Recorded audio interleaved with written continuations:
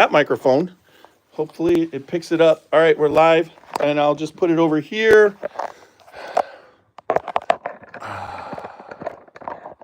So tonight we're doing a little bit different. I'm just using speaker screen, so that'll go back and forth whoever's talking, but I'm doing it for this one on YouTube, so that now, all right, we're up and running on YouTube. Let me do that. It's like the Invisible Man hosting tonight.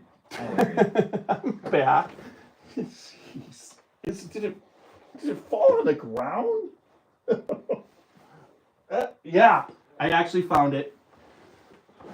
There it is. You can edit all this out in post-production, Jeff. Well, no, we haven't started. Actually, this is just pre-game, my friend. We haven't actually started. Here we go. I'll stick it in and it'll work. Is that it? Yep. All right. There we go. And I'll be able to see if it picks up.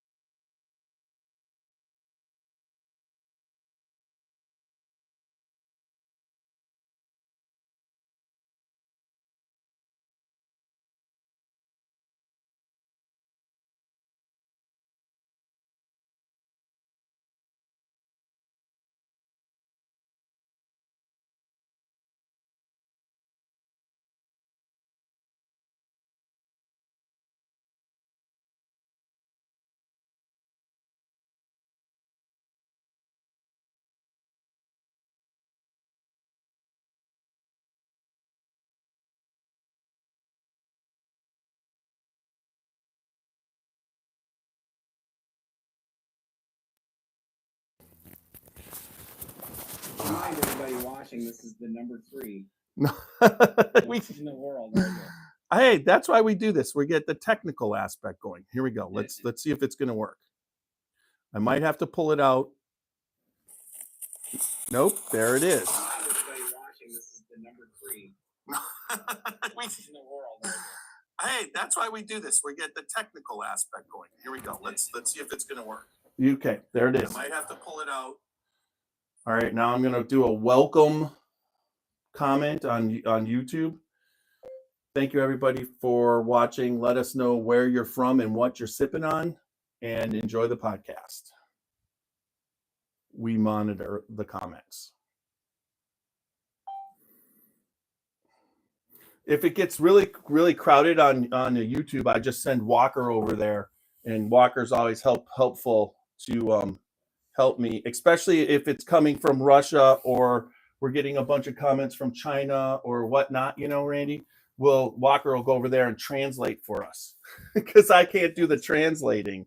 So, all right. So it looks like we got everything worked out. We got a lot of people here tonight. Thank you for coming. We have Randy Prasse, El Presidente of the Scotchy Bourbon Boys, and then also he's the president of Kentucky Bourbon Festival. There it is. And I will get the podcast started. So what'll happen is there's going to be a 30-second spot that we won't be able to hear. You're going to hear the music, and then we will start officially this podcast of this year's 2025 Kentucky Bourbon Festival's I like to think of it as the pregame one, that we do. And this is what is it? I mean, you've been on the podcast, I think, since 2000, the first one was that 2020 podcast in September, and it's been when we did here. Well, no, actually, the first one was at that house. Oh, in the house. That's Yeah, and then the second one I came down and we did it with I brought some good stuff and with Coomsey.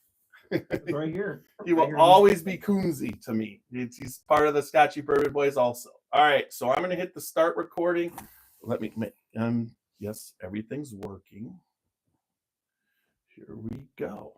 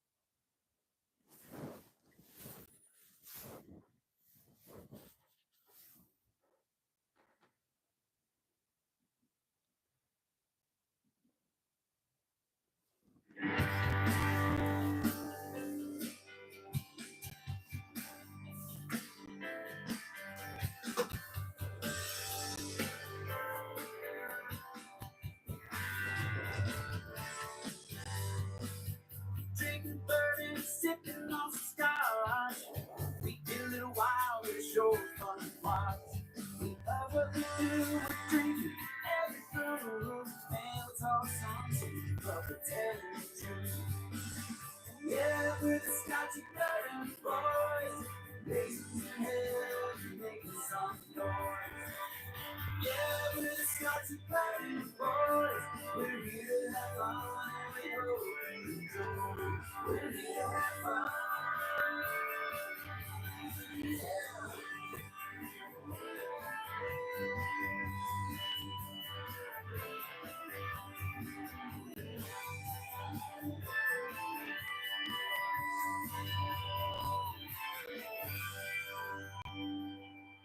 All right, welcome back to another podcast of the Scotchy Bourbon Boys. And if I don't get to that soon, it's gonna play another. I knew it was gonna happen.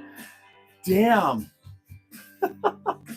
Quick, where is it? There it is. We get to hear it again. Perfect. I'm just nailing it tonight. There you go. It was just gone off the screen. I'm just like, uh-oh, I'm in trouble. It's going to play again. It's like, you don't get this on number 5 or number four. You get this only on number 3. Number 3, right here. Yeah, it's like I'm dropping right now in ratings, just like right before your eyes. It's just like you're 7, 8, right. You're not in the top 10. Yeah, exactly. Congratulations on that. Yeah, everybody doesn't know, but it was one of the I should do it again. I should just look. It's right here. Take a victory lap. That's awesome. It's called Feed Spot, and I got an email this morning, from them, and I looked at it, and they said, "Well, you made the top 60 in the world as top whiskey podcasts." Now, I've been on the number 16 bourbon podcast. I've been on that. I was ranked there, which I was very happy with. We were very happy to be 16, right? But at the same time, then all of a sudden I get this one today. And I think last time this was out, I was like 31, 32, still was happy about that. But then it was like, what am I now? And it's number 3. And I'm like, no, that's impossible. It must be the technical screw ups. Well, anyways, everybody, welcome to the podcast tonight. We have a special guest, our president, El Presidente of the Scotchy Bourbon Boys, Randy Prasse. And honestly, it's so great over the years that we've been, we've known each other for a while, and bourbon did bring us together, but also our association to Wisconsin and growing up in that area. From the first time I think I emailed you, and then I knew that you had worked at the state fair at the time that I lived in Wisconsin and took my family to the state fair. So it was kind of like both of us had almost the same kind of growing up experience of, of the Wisconsin type thing. So it was just kind of like fantastic from the start. And I consider you one of my best friends. It's like you've just been beside the Kentucky Bourbon Festival and everything, but all the fun that we've had over the years, that's just been fantastic. And it's just great to be able to have this part that we have where promoting what you're doing, but also, just having a fantastic time doing it. And it's kind of like, just welcome to the podcast again. Well, and thank you. And ditto right back to you, friend. And, I remember the first time we talked on the phone and you were telling me about your experience there, like in 2018 or 19. And I was coming in and I wanted to create this media row and we really wanted to take care of our podcast friends. And so you actually kind of helped me craft the first layout for the very humble little media row that we had. I mean, I was envisioning Derby media row or Super Bowl media row, but we had our own version of it for a couple of years. So thank you for that. Yeah, and it was I mean even the evolution of social media to what it's so cool to be a part of this when you started, and then also knowing what it was. You know what I mean? And what it was we don't have to, but it was different than what you've evolved it to. But even everything that you've done over the past, I think it's this is going to be your fifth festival, its sixth one being there, but your fifth one that in person, and each one evolves with not only the bourbon market, but what's going on in the bourbon industry. With you're partnered with everyone. You're partnered with your customers. You're partnered with the distilleries. You're partnered with the marketing. It's all something that you've put together, something you've known how to do. And honestly, to watch it evolve over the years, and what the media tents were a little bit different back then because you really needed social media for a little bit different way back because you were converting it. So you needed to get the word out that way. And then also how people, how podcasts, were back then. It's different than it is now. Now there's a lot of influencers, plus there's some podcasts. I always have been, I take pride in being able to be the one podcast that has been there every year. And we actually do podcasts, Absolutely.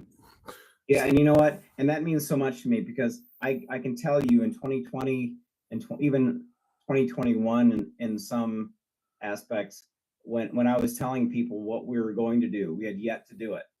We had 18 months of telling distilleries and the media what we were going to do and how we were going to be different than the other.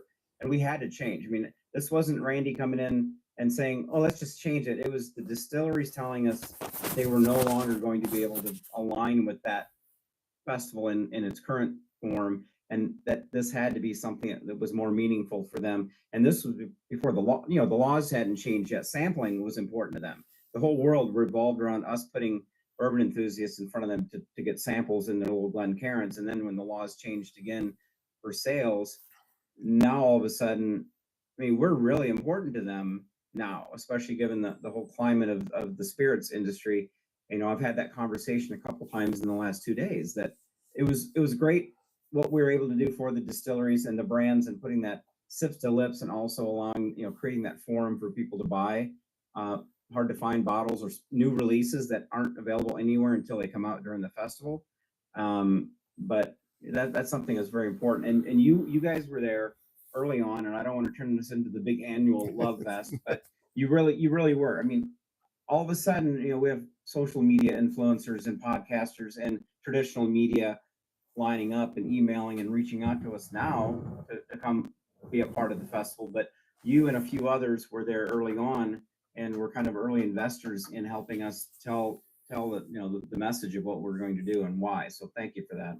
Well, sincerely. You're welcome. But there's another aspect to it that I've always seen that I was able to, because I'm not just a podcaster, I'm also a bourbon, as you call me, fanboy.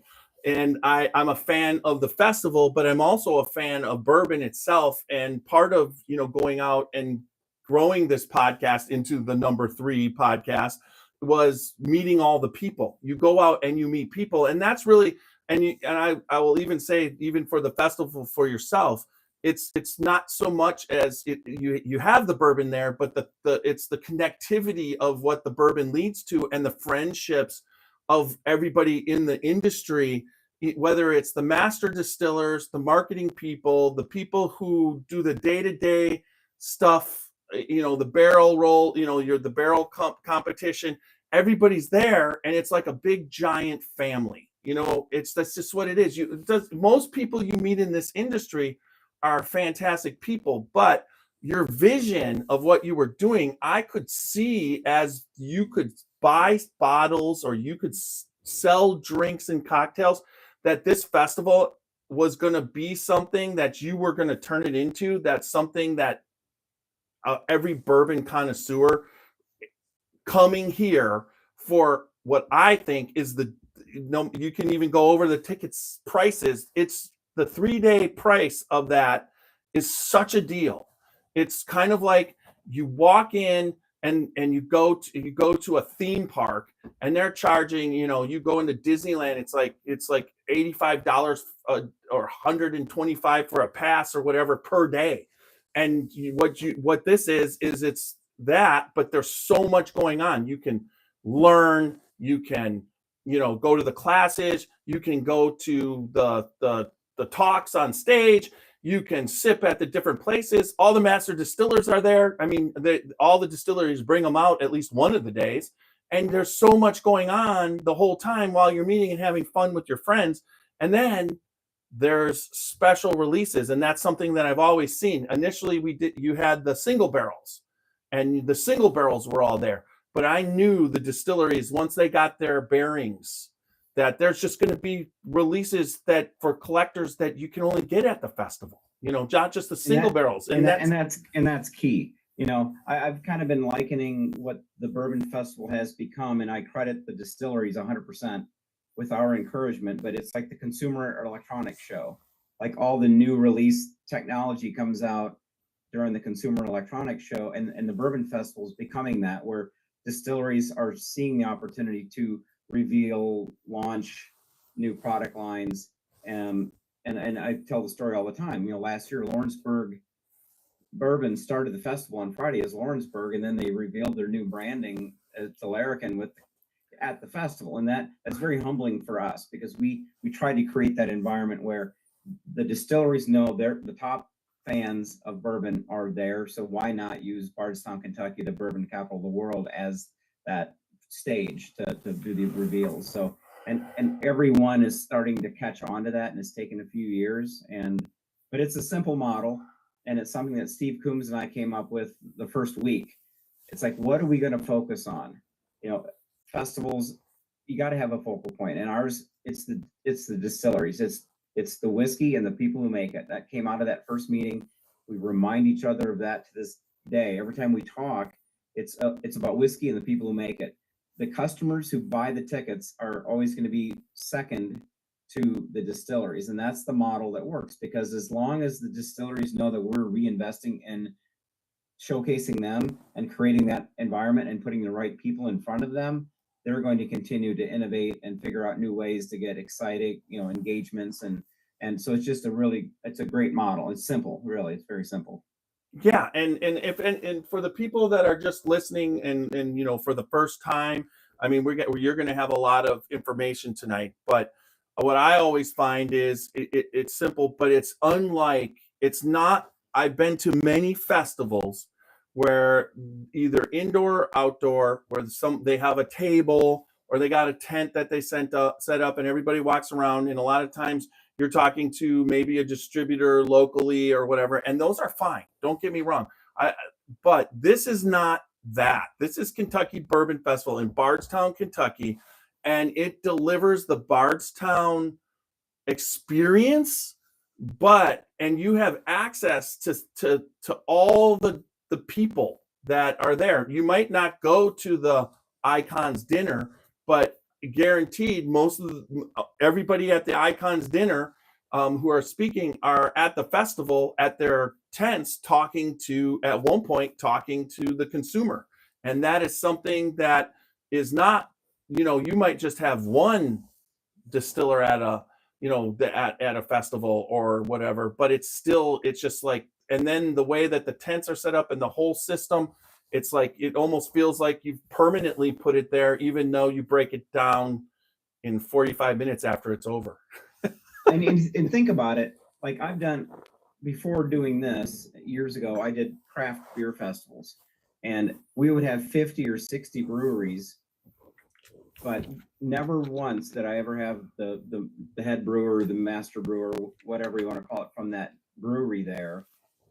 But here in Bardstown, it's such a special place because we actually do have the master distillers, the master blenders, the whatever the top people that are making the whiskey are there talking about the product that's in the bottle. And one of my pet peeves is going to a tasting event, a beer festival, wine festival, and you walk up and you want to ask about that, particular beer or wine that you're drinking, and the volunteer's like, I don't know, I put on a shirt, I'm here to pour beer, so I'm pouring beer, and you have no engagement. So that's something that Stacy and I have worked really hard on over the last years. Is sometimes distilleries have to hire a third party, these agencies that go out and represent, but make sure that they're educated on the product. You can put them in a shirt that has your branding on it, but make sure they're able to talk about your product when people, because our guests do want to know that, they do ask that. So that's something that we've worked really hard to keep it very authentic, but we have the access to the icons of the industry. Why not put them on, front and center at all times? Agreed. And it's what I can't believe, and it's just probably because I'm getting old, is that the speed of how fast everything comes around. We were at Kentucky Bourbon Festival, then we were at the Packer game, then you guys were in New Orleans. Now we're doing this. Ticket sales, we are going to be going on next. It'll all go on next week, and before you know it, it's going to be the festival again. And it just seems like I'm trying to do so much, but I always just I'm running out of time to be able to do it. I get down to Kentucky so many times and I plan the trips, but it's just like boom, boom. It's just like on top of you. And that's one thing I'm excited about, because before you know it, it's going to be September 3rd, 4th. It's the 4th, 5th, and 6th. But 5 months from today, it's all over. And we're starting on 2026, our 35th anniversary, but it does go by that quickly. And I've got an internal clock mechanism. And when I was at Churchill Downs, the whole world went around countdown to Derby, 100 days, now they're 20, whatever days. And I can't break that here, but I look at, okay, 5 months from now, what was I doing 5 months ago? So you back it up and you're like Halloween and Thanksgiving, that seemed like just yesterday. And that same kind of next 5 months is going to move that fast. And it's just, and never slows down. So, right. So, but people always ask me, what do you guys do the rest of the year? I'm like, this is what we do. This is year-round, full-time.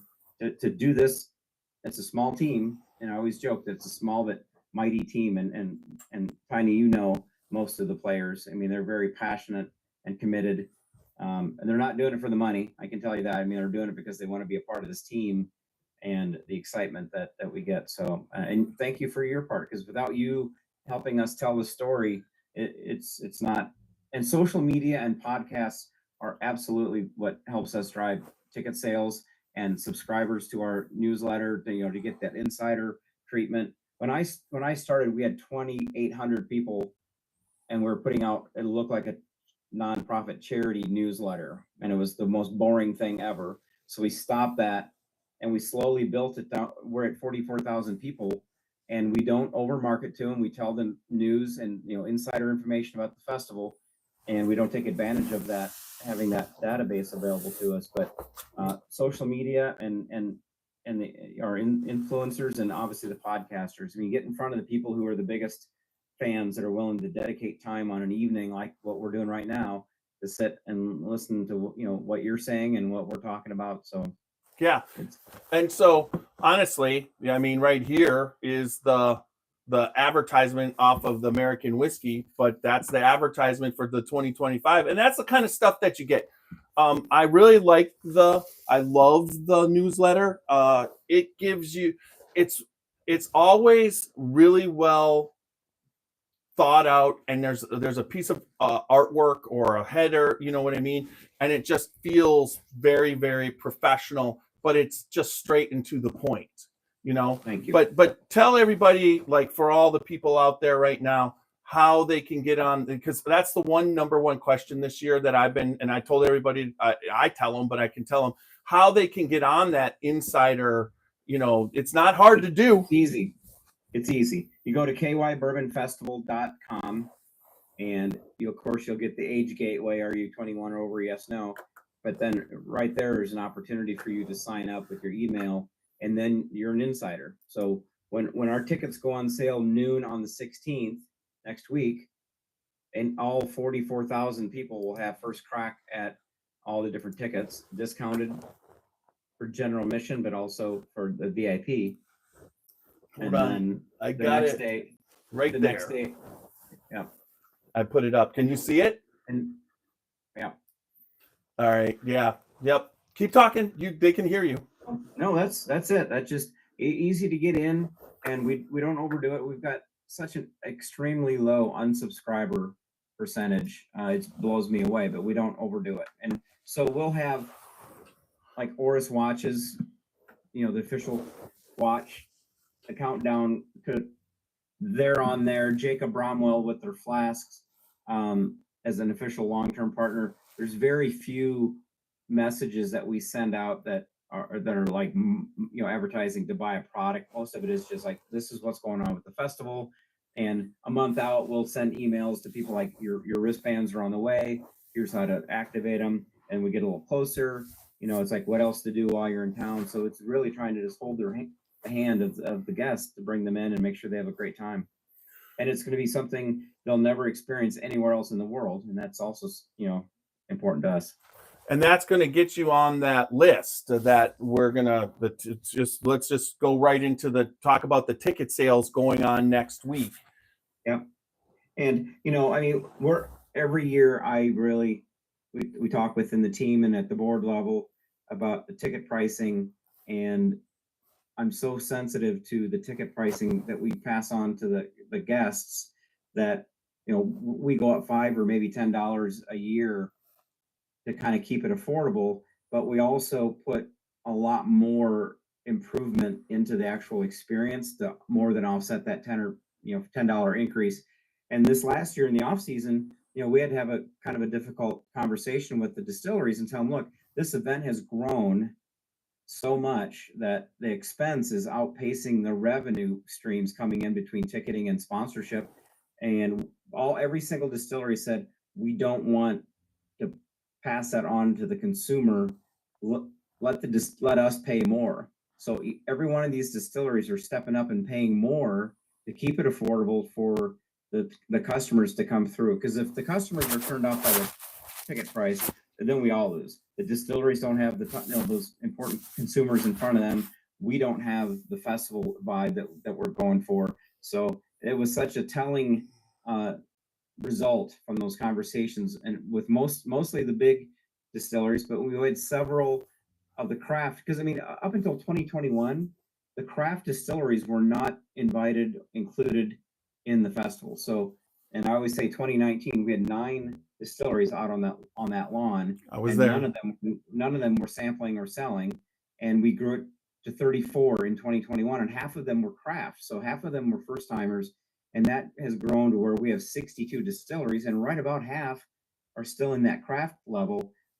So we made it very affordable for them early on, because I didn't want the cost of participating in this really unproven festival to be the reason why they wouldn't. And I knew that if we got them in and they started seeing what we were doing, they'd want to be there. So now those same early distilleries that were here with a little 10 by 10 tent are doubling their footprint, or they're stepping up into the next upper, mid-tier We have that happen every year. And now that, with the bottle sales, they're not just covering their cost of participating in the festival, they're cash flow and making a positive, with their bottle sales, which is critical for us right now, for everybody. Well, and then also about the tickets, I think what is the 3-day pass this year? The general admission? $195. Okay, so I think realistically, how I put it in perspective for people, it's 3 days. You're open from if it's noon to 6, right? And if you have access, it's 11 to 6. But anyways, if you're VIP with an early access, GA, it's noon to 6. So 6 hours of a festival, and basically it's you said 190 or 95? 95. Okay, 195. That is insiders get a little bit of a discount on that. Oh, I will tell you though, in my humble opinion, I look at it like with the bourbon industry and the actual price of bottles, of really nice bottles, that is a price that you're willing to pay for one bottle of bourbon, if it's a good bottle of bourbon.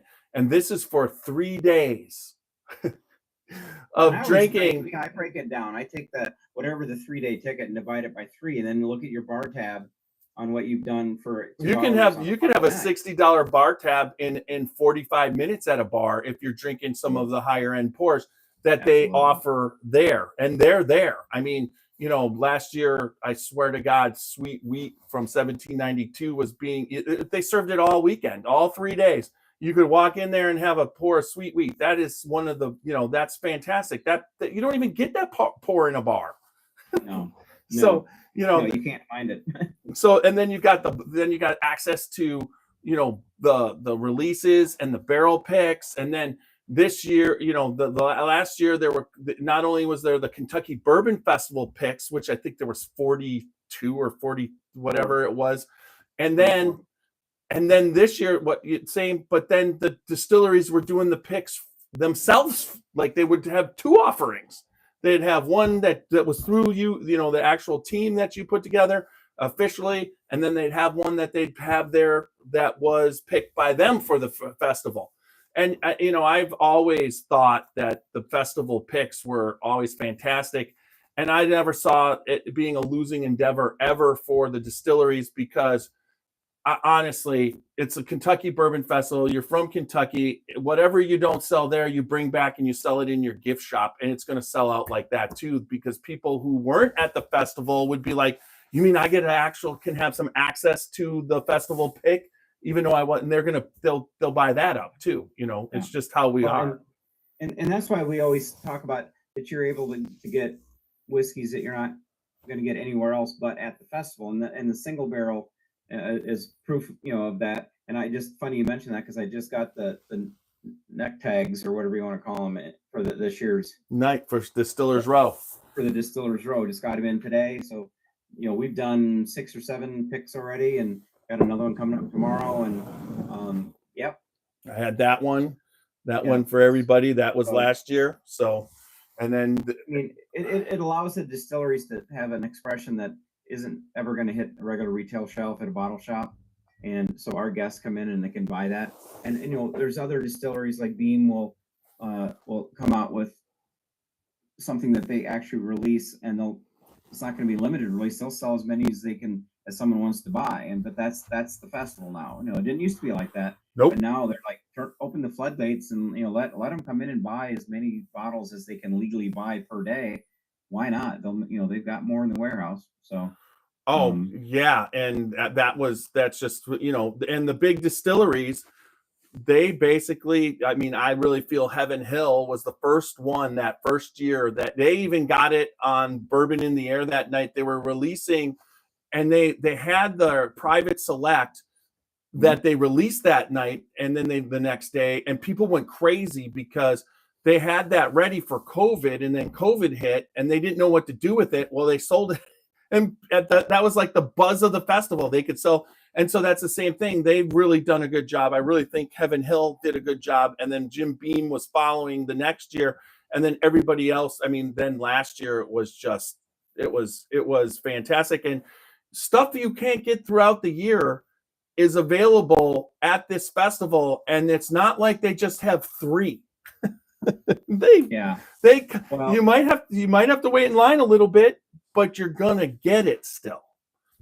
well, and people that have been coming for the last couple of years will know that last year there were longer lines and it was a little bit unwieldy, and I wasn't happy with the way it looked or the way it felt. So we started already last year during the festival talking to the larger distilleries that were creating those lines about how to fix it, improve it at least for this year. And then for 2025, we worked all in the off season with a new plan. So we can talk about that tonight as well. But Yeah, we should get to that. I want to protect the original vibe that we wanted was a nice stroll through a park. And for those of you who haven't been, it's 2 city blocks of just beautiful tree lined park like setting, and it's just so cool. And I wanted that kind of, and it kind of upset me last year now the distilleries are happy because they're selling, the customers are happy because they're buying. But just me, when the artistic, the creative director, so to speak, I wasn't happy with the way it looked. So I think this coming year, you'll see the larger distilleries that have in hills, and being able to be in a better space, better location to manage that, and make it a better experience for the people standing in line too. So, well, Bourbon in the Air, I thought last year really that event had that feel that night. You had the really cool projections, the trees were lit up. It was really, really a nice experience. The weather was, although I think it rained a little bit right at the end, but it held out. It was supposed to rain, but it held out that night. It was a fantastic experience. And then we'll get, this will be the last. I really felt that you had the reason why it was a little bit more crowded is that everybody was there for those 3 days. I mean, in the past, there was that other festival that you kind of shared the weekend with, and I think people divided their time. So the festival was a little bit less attended at all. Somebody came down, but they could go one day here, one day there. Instead, you got 3 days of everybody there because that was the hot thing to do. Now, as an attendee, I did not feel it was overcrowded at all. I mean, I think the lines sometimes at one point were this or that, but also I have a really good bourbon perspective. I don't have to get every single bottle. And there's a lot of people that are there. They're there for those bottles, and you're taking care of that this year, right?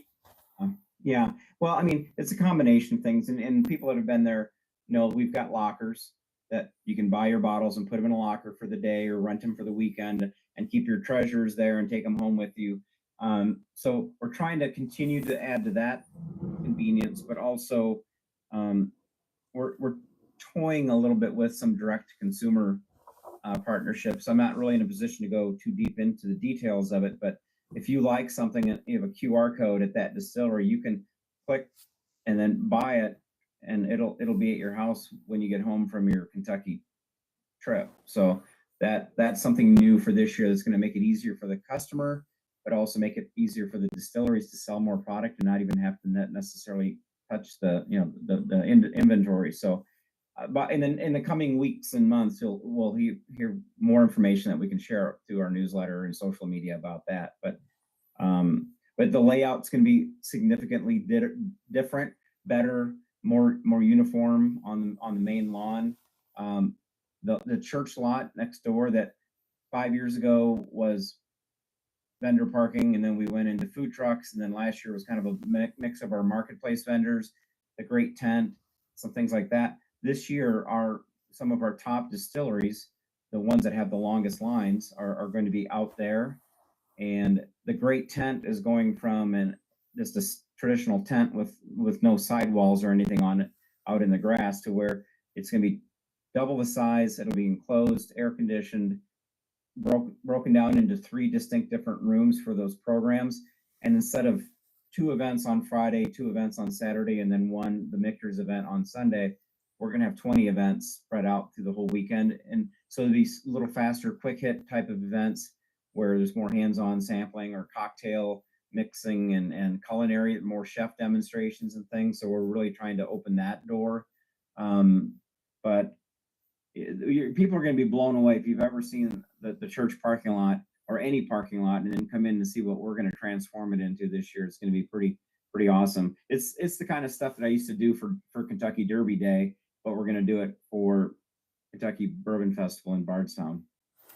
That's awesome. Okay, so there's a couple questions. So it was based off of everybody you caught their attention on shipping. So that details will come on that. But obviously, if you can't ship to a state, you can't ship to a state, correct? There's 9 states that don't have current reciprocity with DC.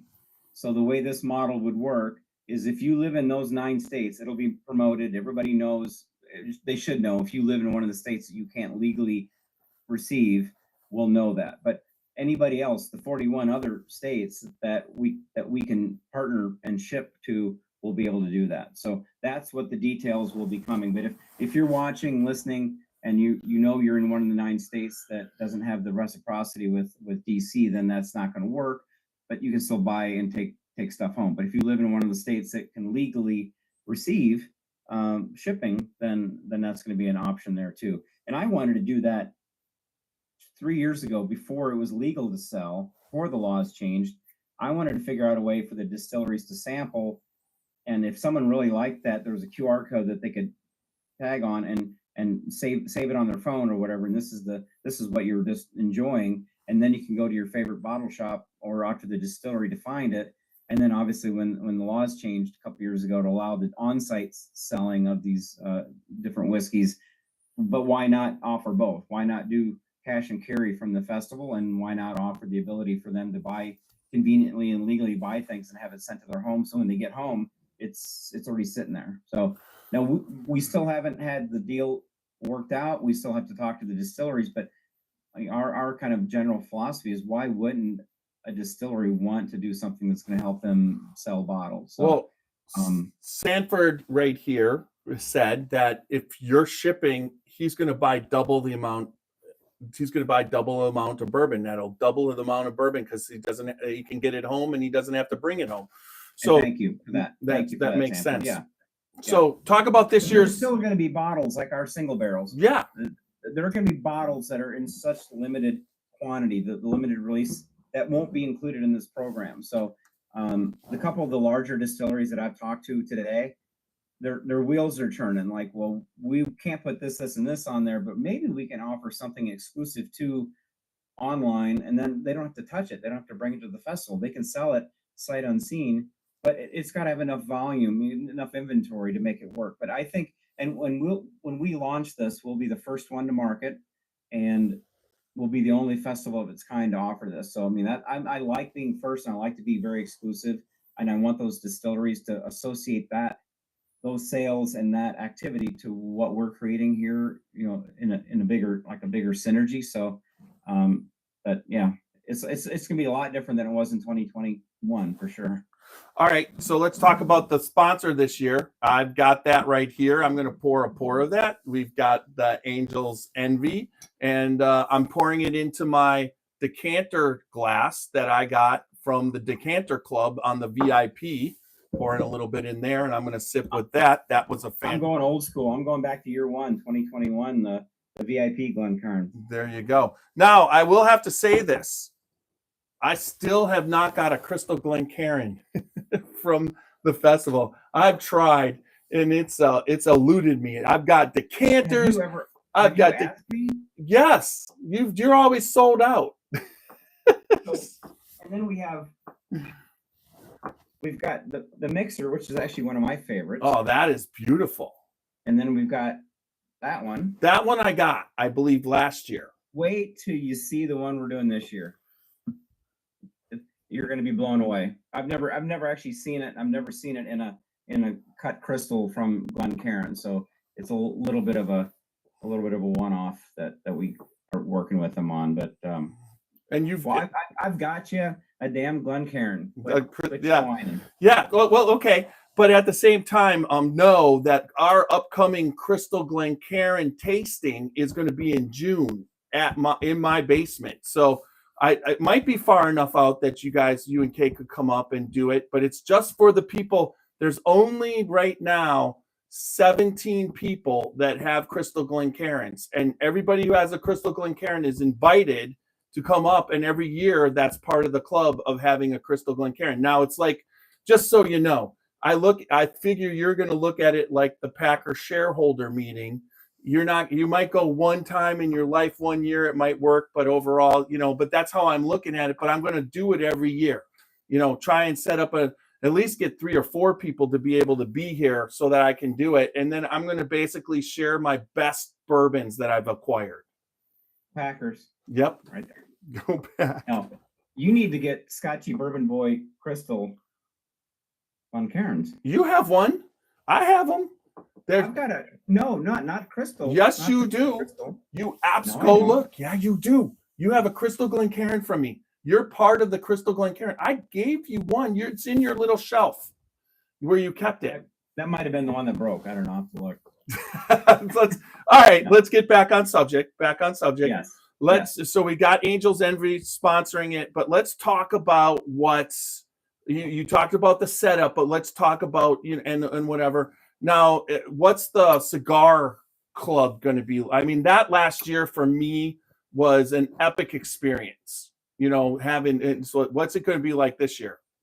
Thank you for that, and you're being very kind, because it was kind of a cluster. The intention was there. I'm not a cigar smoker, so it's a little difficult for me sometimes to put these experiences within the experience. But thank you for that. The intent was there to create this literally elevated experience on the second floor of that double deck structure and create little semi-private suites. But and Stacy and I were just talking today that our cigar game has been lacking, and I've been working on it for a number of years, actually making contacts and talking to the different cigar focused magazines. Like, we already have American Whiskey and Imbibe and Bourbon Plus, but so that's kind of a to be determined. We're committed to doing some things, and Stacy had a couple of good ideas today that she planted in my head, and that's typically what all it takes for me to get going on an idea. So but obviously the cigars and the bourbon culture, and then you throw in the thoroughbred horses, and those 3 things are very unique to the bluegrass state, and so we want to make sure they're properly represented. But and it's funny, and you probably know this, there are some distilleries that not only align with the cigar culture, but they actually have partner with cigar makers to have bourbon dipped cigars. But then you'll get the other distilleries that don't want a cigar smoker 100 feet within their tent because they feel it negatively impacts the sensory experience. So it's within the culture. It's even kind of interesting to try to manage that and give it to everybody. But we're going to keep trying. The culinary and the cocktail focus really is this year is what we're putting a lot of our emphasis on. But the cigar and the cigar culture has not been forgotten. It's just a matter of very small venue. How do we make it? How do we fit it in there and make it work? So it's always there in the priorities. And I just want to correct you. Angels Envy is the featured distillery of the year. Okay. Yes. So in our wording, it's just very careful, because every year we have one distillery that is elevated over the others. And that's when we go in and sit down and select a special barrel from them, and then it's bottled. And that has been what the VIPs have gotten in their different packages, is that KBF single barrel.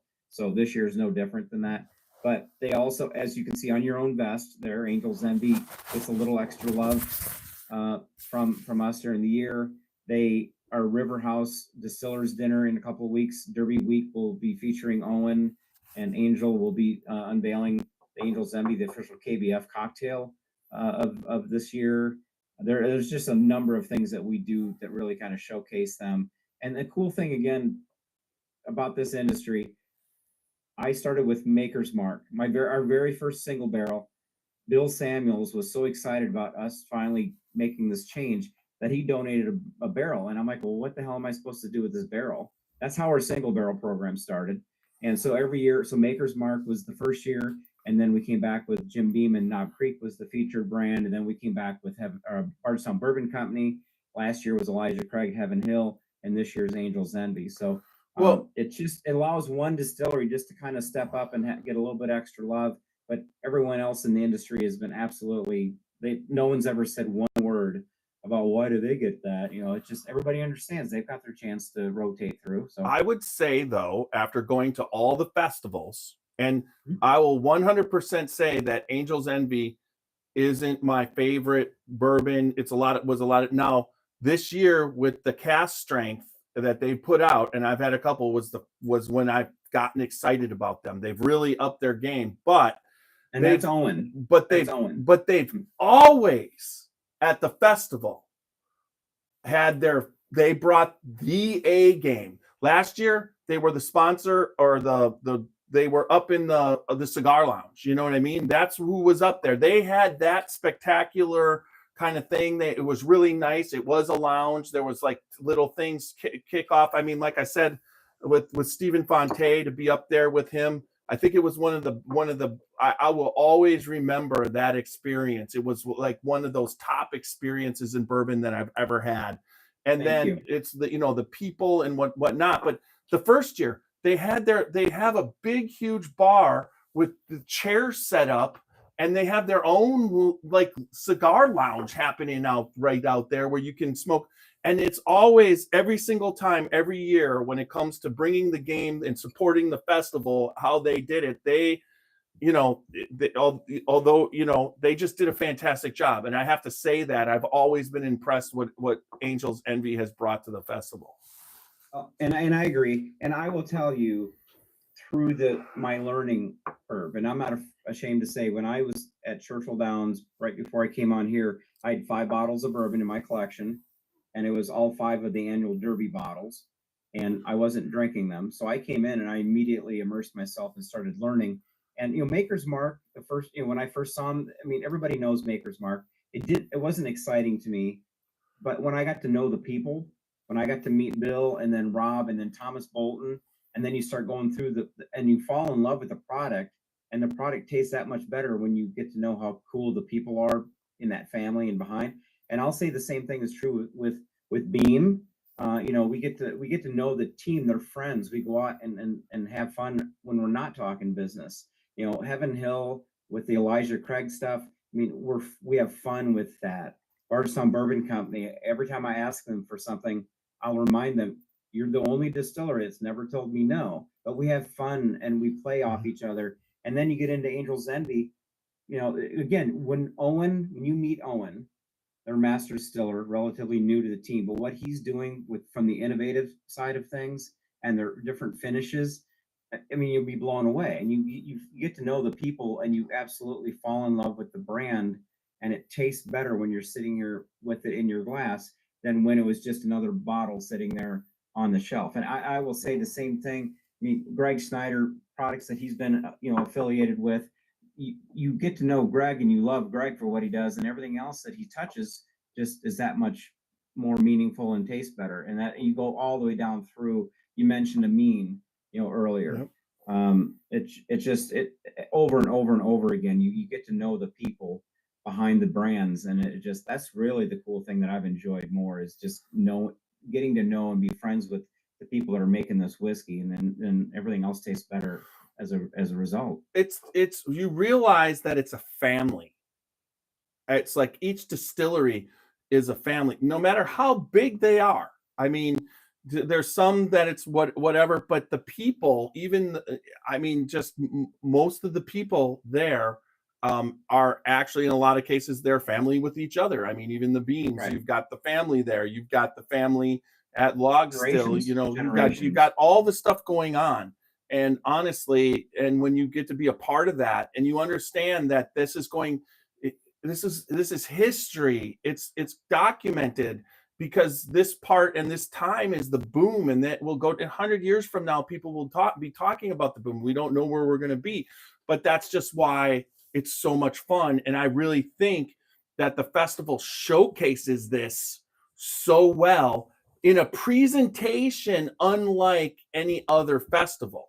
So I just love the festival and everything about what it is. And then your expertise on how to send people out, it ends at 6. and everybody's out on the town, and everybody, all the young distillers are usually hanging out at their hotels, and everybody, there's parties here. There's some of the people that just come in that are into town that have houses there. They're having get-togethers. I mean, there's so much to do. It's just amazing. And Bardstown is very small, 13,000 people. It's a beautiful small town. It's recognized nationally as that. And it doesn't do anyone any good if we tried to sit there and monopolize and put this festival on until it's 10, 11 o'clock at night, and then you release people. It's irresponsible to do it that way. The evening time is the most expensive time to produce an event. You've got all the lighting and then extra security, then your liability goes up. But the first year coming out of COVID, the distilleries weren't set up yet to start hosting events. People had been there years ago, Bourbon, Cigars, and Jazz, and some of those events that were very popular. But now that we're out of COVID, they're figuring it out. And for us to cut people loose at 6, they go home and they get showered up, go out to dinner, whatever. And then they've got events hosted and produced by the distilleries all over the place. That really is breathing people into giving them a festival experience, but then turning them loose so they get to experience the distilleries while they're here. Well, and then you can also talk about what you're very proud of is the behavior of, I think your ticket sales are 6,500, right in that area. And those people are in this town of 13. You're actually adding half of a town of festival, another Right. whole half of town added in. But the people behave in a way that it's like you don't see it. If someone does get whatever, there's just help for them right away. And it's not like being at your beer festival or whatever where nobody's falling over. I mean, overall, sometimes it's a little hot and the heat gets to somebody or whatever, but overall, I've just been impressed with the festival and the people and how they behave. And the groups, and these are groups of friends that come. Usually it's not just 2 people, sometimes it is, but usually it's larger groups, bourbon societies that are coming, or it's like this year, the boys from college, and they go and do different activities together, golfing or fishing or baseball stadiums, but they come to us, and so they watch out for each other, they monitor each other. There's always a DD kind of in the crowd making sure everybody gets home safe, and then that guy or girl gets to participate tomorrow while someone else gets to be the responsible one. So they take care of each other, and they don't want to ruin the experience. And I knock on wood every year, but I stand in front of the Bardstown City Council and the mayor every year asking for our permits and street closures. And since I've taken over, we've not had even one arrest related to any activities during or coming out of the festival. I knock on wood, but I've got the chief of police that comes and talks to the city council, which is unheard of. We've got the police department on the side of the event. Our Kentucky ABC has basically told us that we're the gold standard for, events with, spirits, alcohol service, and any new startup festival, they always recommend that they reach out to us because, we're pretty buttoned up when it comes to doing that. So I am very proud. I'm also very cautious. I always want to make sure that we make sure the safety is the first thing. The experience is fun, but we don't want to create an unsafe experience either. But oh yeah, and then because it's over at 6 and people have to go home, shower, get ready, go back out. It's not that like any festival, if you went, let's say you went till 12 to 9, there'd be that 3 hours of no interruption, and that's when you would find that I think honestly 3 days of 6 hours or three, that's just like perfect. It's not, the time period is so that people can keep themselves. It's just set up really well. And anybody who's coming know that you're going to be with people, and they're going to be, their overall, the behavior there is just fantastic. It's just a friendly environment of people who just love bourbon.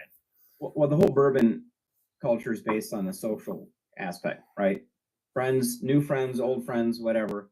But the other piece of this festival that doesn't get a lot of focus, because it's always been on the distilleries and the sampling and selling, but we create multiple layers. So the food trucks, there are 15 food trucks that are there because people got to eat. We got to keep, if they're standing in line for a couple minutes and getting a sandwich or chicken, whatever basket, that they're not drinking at that time. They're eating their water, the marketplace vendors, the shopping opportunities, still bourbon theme, bourbon honeys and candles and furniture and things like that. The great tent, there's chances for people to sit down and get out of you. For people who haven't been there, they're like, you mean I just walk in at noon and I do nonstop drink? No, it's not that. It's social. The Yep. Bourbon 30 show, that stage, people pull up a chair in a shaded area and hang out and watch a 30-minute talk show format where we're putting the top people in the industry up there and they're being interviewed, kind of like if you've seen the old Johnny Carson shows, that kind of stuff. So it's entertaining, and we've got 3 stages with music on that people can go and hang out in. So there's a lot more to the experience than just going boom boom down the line with your glass. And I always want to stress that, because you can get a lot of really wonderful different expressions out there, but there's a lot more to it than just but than every single tent that you stop at, like their booth that's set up, and they're all set up in the same booths. I mean, it's all consistent, but as you go, you're going to deal with when you're in the craft distillers. I mean, Royce Neely last year and Rebecca Neely, you're going to meet them. They're there, they're sitting there, they're talking about what they're doing. And then you're going to sip a little bit and they're going to tell you what they're trying to do. And then there's going to be other people in line with you and they're going to be listening. And it's a conversation. Also, you're going to make a friend. And then you go to the next one. And and then you can go out of the craft and you can go visit a big person like Maker's Mark, and they'll have a drink there. And you can just grab it, whatever. And then you can go over to, like you said, you can go to the gift area. I mean, or go to one of the 20 different events you're doing. I mean, it's like you said, it's just well, and the other thing is we use the RFID wristbands, so we have unlimited reentry. So if you come in at noon and you're there for an hour or two and you've got a tour, distillery tour, you can go do that and you come back. A lot of events are once you're in, you're in. If you leave, you can't come back in. So, but you're talking about Royce, and there are a dozen different people like that in the craft area. You got Kenny and Ryan with Pursuit. Yep. And you got it's cool. But then when you get up into the legacy brands, Fred and Freddie are sitting there at James Beam, and Denny Potter when he was with Maker's Mark was there. Connor O'Driscoll and Bernie Lovers. I mean, they're there talking to you. And now that Denny and Jane have kind of gone off and done their own Potter Jane, they'll be there talking. So you've got someone who was the master distiller at Heaven Hill, and then he went to Maker's Mark, and now he went off on his own to launch this brand. Steve Nally from Bardstown Bourbon Company, Hall of Famer, he's there talking to people. Brent Elliott, Four Roses, will be standing there and taking pictures with people and signing bottles. I mean, it's like being at Lollapalooza, but having a backstage pass to mingle with the artists before, during, and after their time on stage. I mean, it really is an amazing opportunity. You can't get it anywhere else in the world. I don't care. You can find other places eventually that you might be able to buy bottles and do that kind of stuff and have whiskey samplings, but you're not going to have the icons of this industry standing there greeting you and actually interested in talking to you and telling their story and what differentiates their product without bashing the neighbor distillery next door. They talk about their own product and what makes it great, and they love drinking each other's product. I mean, that's probably the best part of this industry, is these people love to drink with other people's stuff. I mean, it's so Walter Zausch from Whiskey Thief, he's still a bourbon fan. I mean, he started this and he's done it, and he has all of his own, but he was doing barrel picks before, he loved the bourbon industry, and he still loves it. So, he'll be like, hey, did you ever get one of my barrel picks from Woodford? And you're like, you're handing me a bottle from Woodford and I'm at Whiskey Thief, so it's the same thing. They love, and they all know it. They all know that it's not a competition. If you're producing good whiskey and you're not cutting corners, your place on the shelf will be earned, and the whiskey will speak for itself, and it's just something that they all know, and they still can't make enough, although some people thought they got to that point, but they can't. Well, if Greg Snyder's still hanging on here, he can attest to this, that the people that are making the whiskey, they love each other. it's the salespeople that fight over this shelf space, but the people making the whiskey, they don't care about that. They just love being in the business and sharing and learning from each other and helping each other. And the sales and getting that, scratching for that extra little quarter inch for a bottle to fit in there. That happens with the salesmen and the wholesalers and the retailers, but the people making it, they just love to sit down and check each other out. All right, let's get into what's going to happen on Wednesday and Thursday next week. What people can expect, what they got to do, what's going on. I mean, you got to be a bourbon insider for the VIP stuff. You just got to know that. So what you got to do is you got to go to the website, sign up, put your email on, and then you'll get the email about what's going to happen. But talk about that so that that's one of the main reasons. Tickets are going on sale, and you got to get your tickets. Plus, I would say, you have alternate places to stay. So we got to hit that too, how people can go, because right now for Bourbon Festival, people know, and pretty much all around Bardstown, it's already thin pickings when it comes to where you're staying. And so we offer roughly, let's call it 6,000 tickets, general admission. That's between the 3-day, and we offer a 1-day Sunday only, Sunday sampler. But then we basically say 800 people is the cap to our VIPs. And I've always believed that if you're out walking around at an event and half the people you see are VIPs, well, then really nobody's a VIP. It's not that special. So we cap it. 2 years ago, they sold out in 4 minutes. Couldn't get two. Last year, I forget what it was, but they go fast, and it's humbling to see it in real time. But we know we could sell more and make more money, but that's not the objective. The objective is, when you're a VIP, you really are in an exclusive club for that year.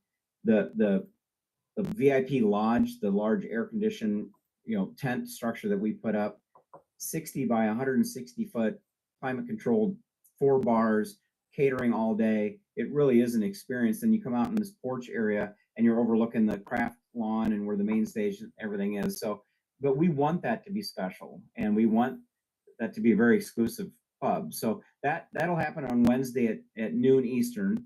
And this year we worked on making sure that the website shouldn't crash. Because anytime even Ticketmaster, in the old days, and Pearl Jam tickets would go on sale, it crashed, break the internet.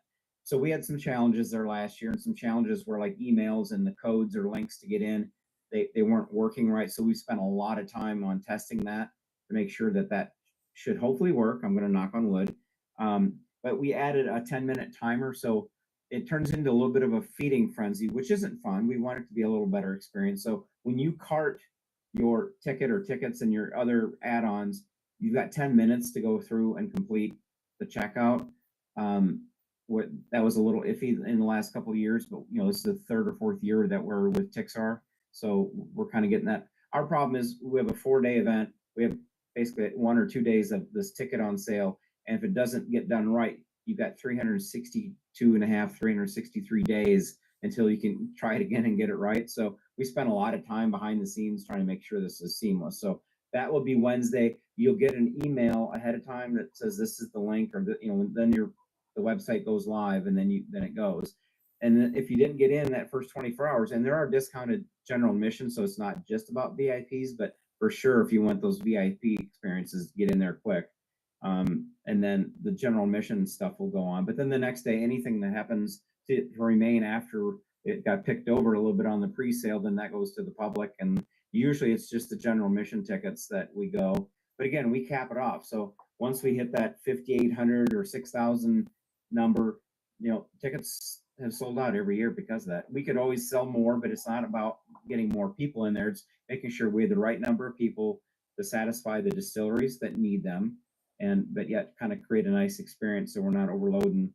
I've always said it's not how many people can you cram in the Volkswagen, trying to break the world record. It's just let's have a nice experience. Well, I think with everybody there, you realize that that's where you want to keep it. Anymore, it would start to get uncomfortable. People would be spending too much time in lines of, and that's just not what you want. Because it is only a 6-hour event with 60 some distilleries to go visit in 3 days, you want people to be able to get to those places. I mean, initially the line for that one year, the line for the single barrels, there are some people that got in at 12 o'clock, got in line, and at 4 o'clock they were getting able to get some single, but that's 4 hours in line. Now, bourbon people will do 4 hours in line, but when you're at a festival, you're there to be tasting stuff, not just sitting in line. I want people to experience the festival, right? And you're referencing back the first 2 years when Justin's House of Bourbon had all of the single barrels, and that was obsoleted as soon as the laws changed. But regardless, if you've ever been to a festival and you wait in line to get in, you wait in line to sample, you wait in line for the food truck, you wait in line to go to the porta potties, and you're back to waiting in line, that's not an experience that anybody wants to do. So will you have lines, and will people that are used to doing this day in and day out, going to distilleries and waiting in line, an hour before the distillery even opens its gift shop doors, you're going to have that. They're good. But for people who are wanting to come in and sample and enjoy that piece of it, what we're trying to do is separate those long lines of the professional buyers, if you will, that are there to buy, and then we want to make sure people can get up. I don't want them waiting in line for 30 minutes to get a half-ounce pour of something. I want them to be able to come up and have that pour and go on to the next one, and then choose if they want to get in line later. And so this year's lines, you got it separated out. Are you going to have like the for the special releases? Are the master distillers going to be at those at the end of those lines? They'll be there signing the bottles, but that'll all be in one area, like you were talking. I don't know. That'll be kind of distillery by distillery. Okay. And I'm sure Stacy is advocating for that. But for some of these, like the Heaven Hill, and anybody who saw it last year, Heaven Hill was down on the street, and their line went all the way up across into the church parking lot.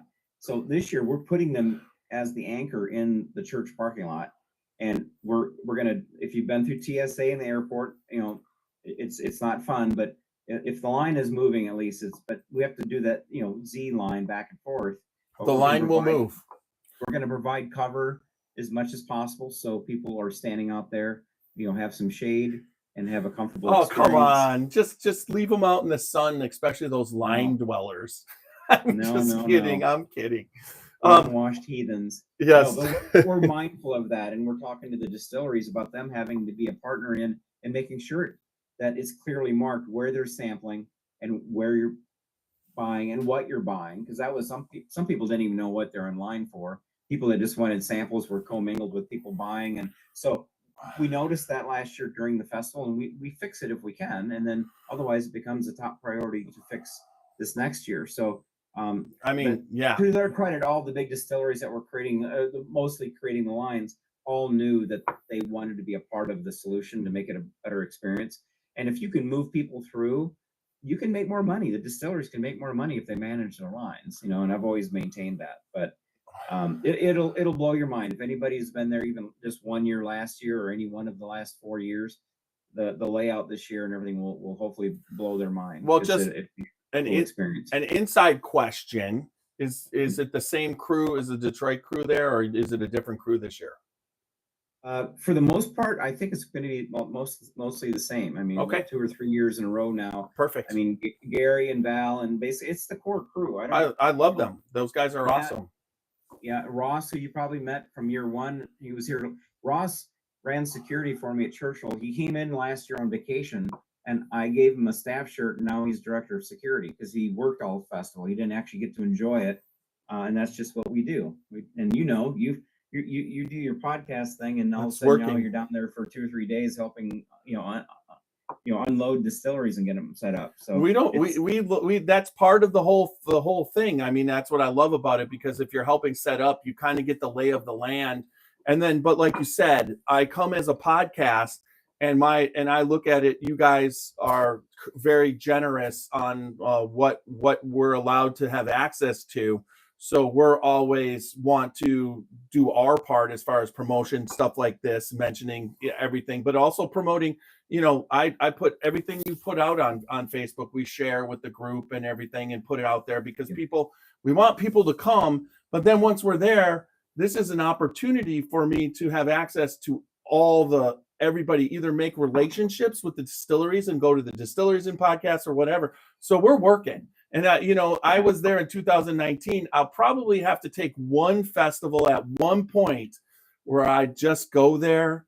And, I don't know if I could ever do it though, because it's just like when I'm around the people and having so much fun, it's not work. It's organic, right? I mean, you are there being you, and everyone recognizes you as the Scotchy Bourbon Boys. So you're technically working even though you're not. So why not just go ahead and capture it, and you've got that access once a year. Why not exploit it? It's just, it's a pretty cool event. So, and I'm humbled by it too. I mean, honestly, I love what I do, and I hope it shows. And if the two different groups or two different interactions with guests that I've had over the last couple of years that were really memorable. One, 2 or 3 guys, I think they're from Texas. They like grabbed me, hey, as I walk by, and you know me, I'm like all over the place. And they said, we cannot wait to come next year because we want to know what you all are going to change, because it's not the same festival every year. And so, I mean, that means a lot to me that people have been there. And one group was there the first year, and we had a glitch with our ticketing, and we couldn't get him checked in time. And I went up that line of 80 people and handed out my business card to every one of those people and said, we will make this right. And I'm proud of that. But people came back the next year and said, you're right. You made it right. And you fixed it. And so, I mean, those kind of interactions are always, really important to me, because it just means, it's validation that people are paying attention to what we're doing, and all this work that we do is worth it. Well, I honestly, like, you're not going to get, so just if anybody doesn't know Randy, most people at least have met you through the podcast, but if you haven't met him, when the festival actually happens, he becomes, as his vision is happening, as in anything, that whenever you put an event, every year there's going to be something that you got to take care of. And I'm telling you, I've been at festivals, I've been at events that it wasn't being taken care of properly. Sometimes it's aggressive movement, but when you're at this, he knows you've come down or you've come to this festival, and he's your host. So although there's no having access to Randy during the festival, because he's making sure everybody's experience is going to be what it is, I always know that's not the time that we're going to ever have a conversation. But I totally respect, after that first year when you talked about that ticket thing, how you handled it was professional. Although there was a line, in the end, you got everybody in, everybody happy. It's just what had to happen. It wasn't like you were willing to adjust so people's experiences weren't wrecked. And that's just the key to the whole thing. And this is 35 or 36 years that I've been doing a festival or an event of some size or scale. And you learned early on, if you own it, you're accountable. You look someone in the eye, you apologize if the experience was less than what they're expecting. You tell them that you're going to make it right one way or the other. We refunded some money. I wasn't happy about it, but you know what? I had people email me off my business card and said, you know what? We don't want a refund. All we wanted was that you acknowledged it, right? So if you hide from it, hide in the corner while the Rome is burning, you're going to get problems. But if you're out there while it's burning and trying to help, so I learned that a long time. It's uncomfortable at the moment, but in the long term, the credibility is what's worth it. So, and everybody on this team, no one hides, right? We're all out there in front of people making it work. And if we can fix it right now, we'll fix it. If we can't fix it today, but we can fix it tomorrow then we will. If we can't fix it for this year's festival, it goes is the top things that we got to remember that we got to fix this before we open the gates the following year. Well, if every distillery has 10 person and there's 60 people, that's 600 people from the distilleries. And then you throw in the 6,000, that's 6,600. And everybody's trying to put on a presentation. It's just, we all know it can't be perfect, but the experience in my humble opinion is that when somebody's trying no matter what, to make your experience to be the way it is. There's no, no problems, no issues, and it's something that you want to attend year in, year out. And like you said, And like I said, I've got a team. Stacy's the same way. we love Stacy.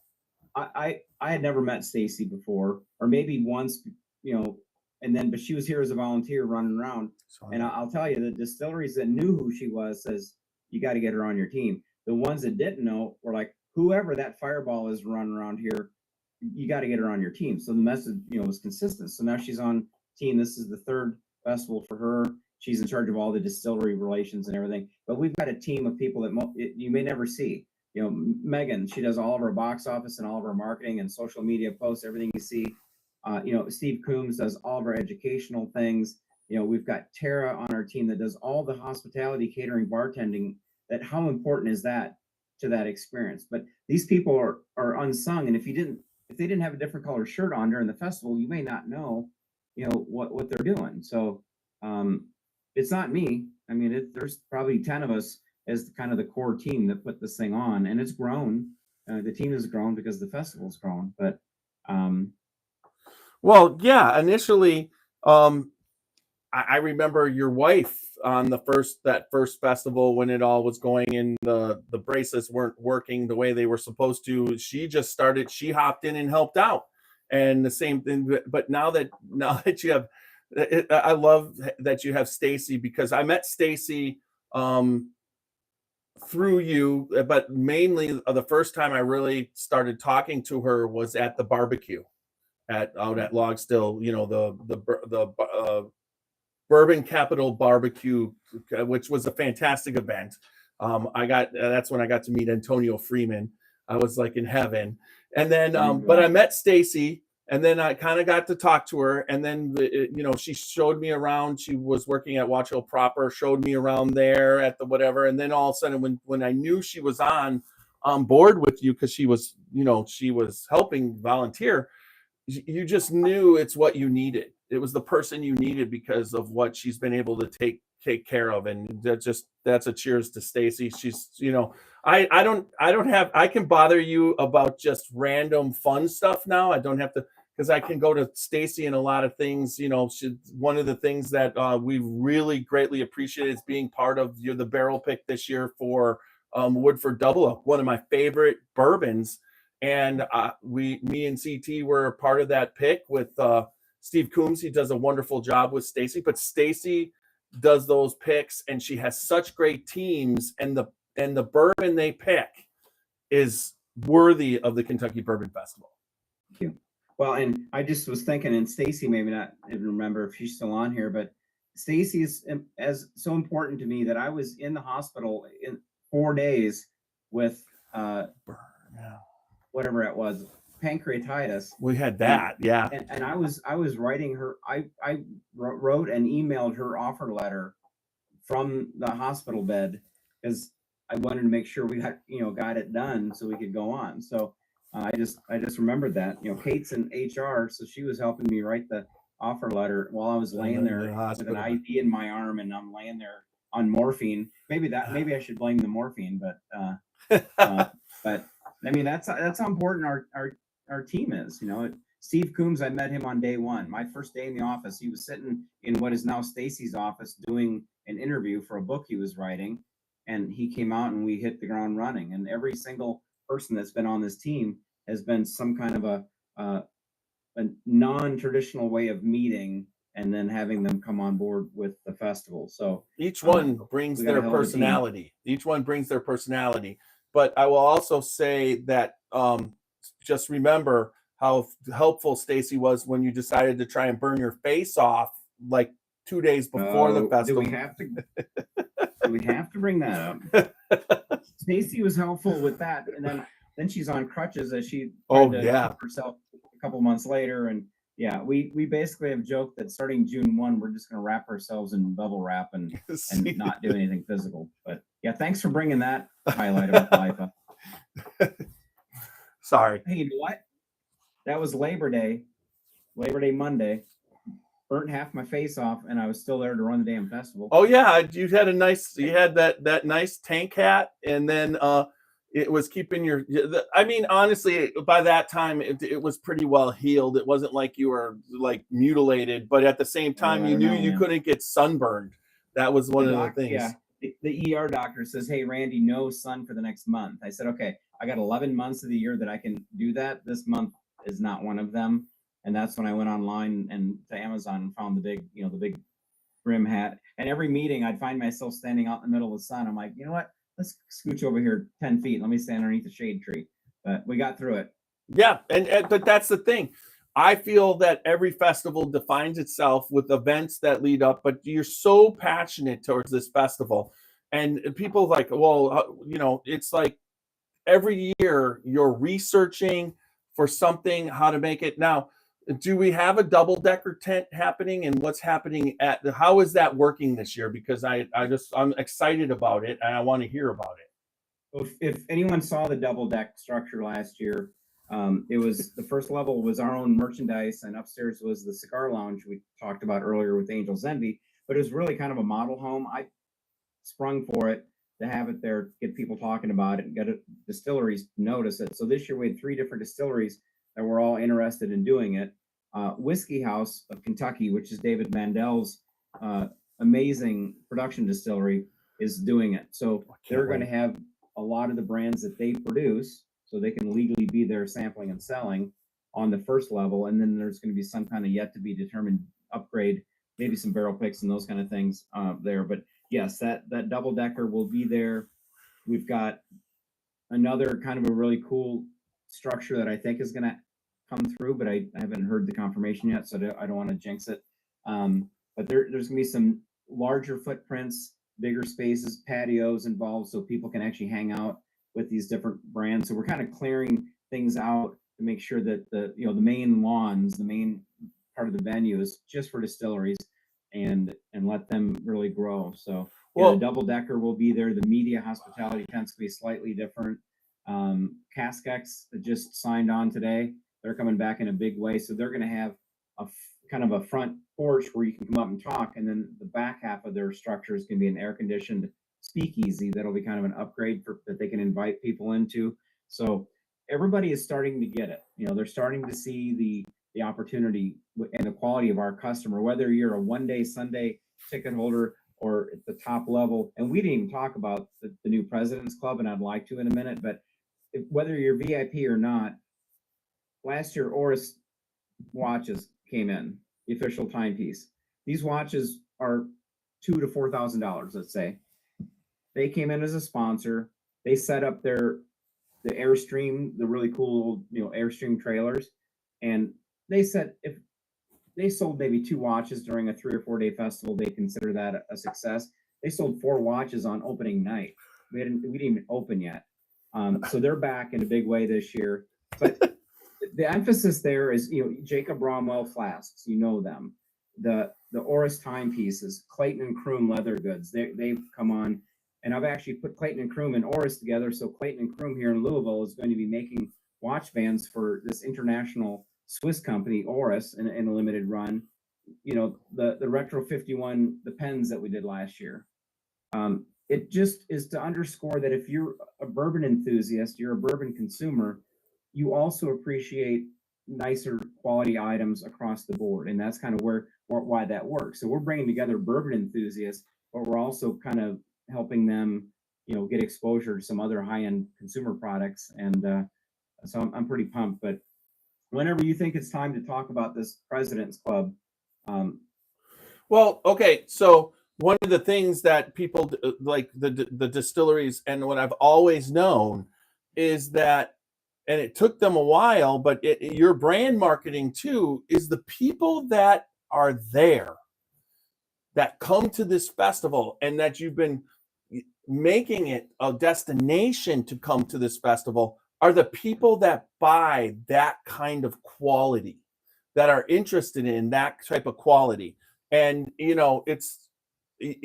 I really feel that at one point you might take it to what you've always wanted to take it to, where it's the World Bourbon Festival, not just the Kentucky Bourbon Festival, but at this point, it's still the Kentucky Bourbon Festival, Kentucky Distilleries only, correct?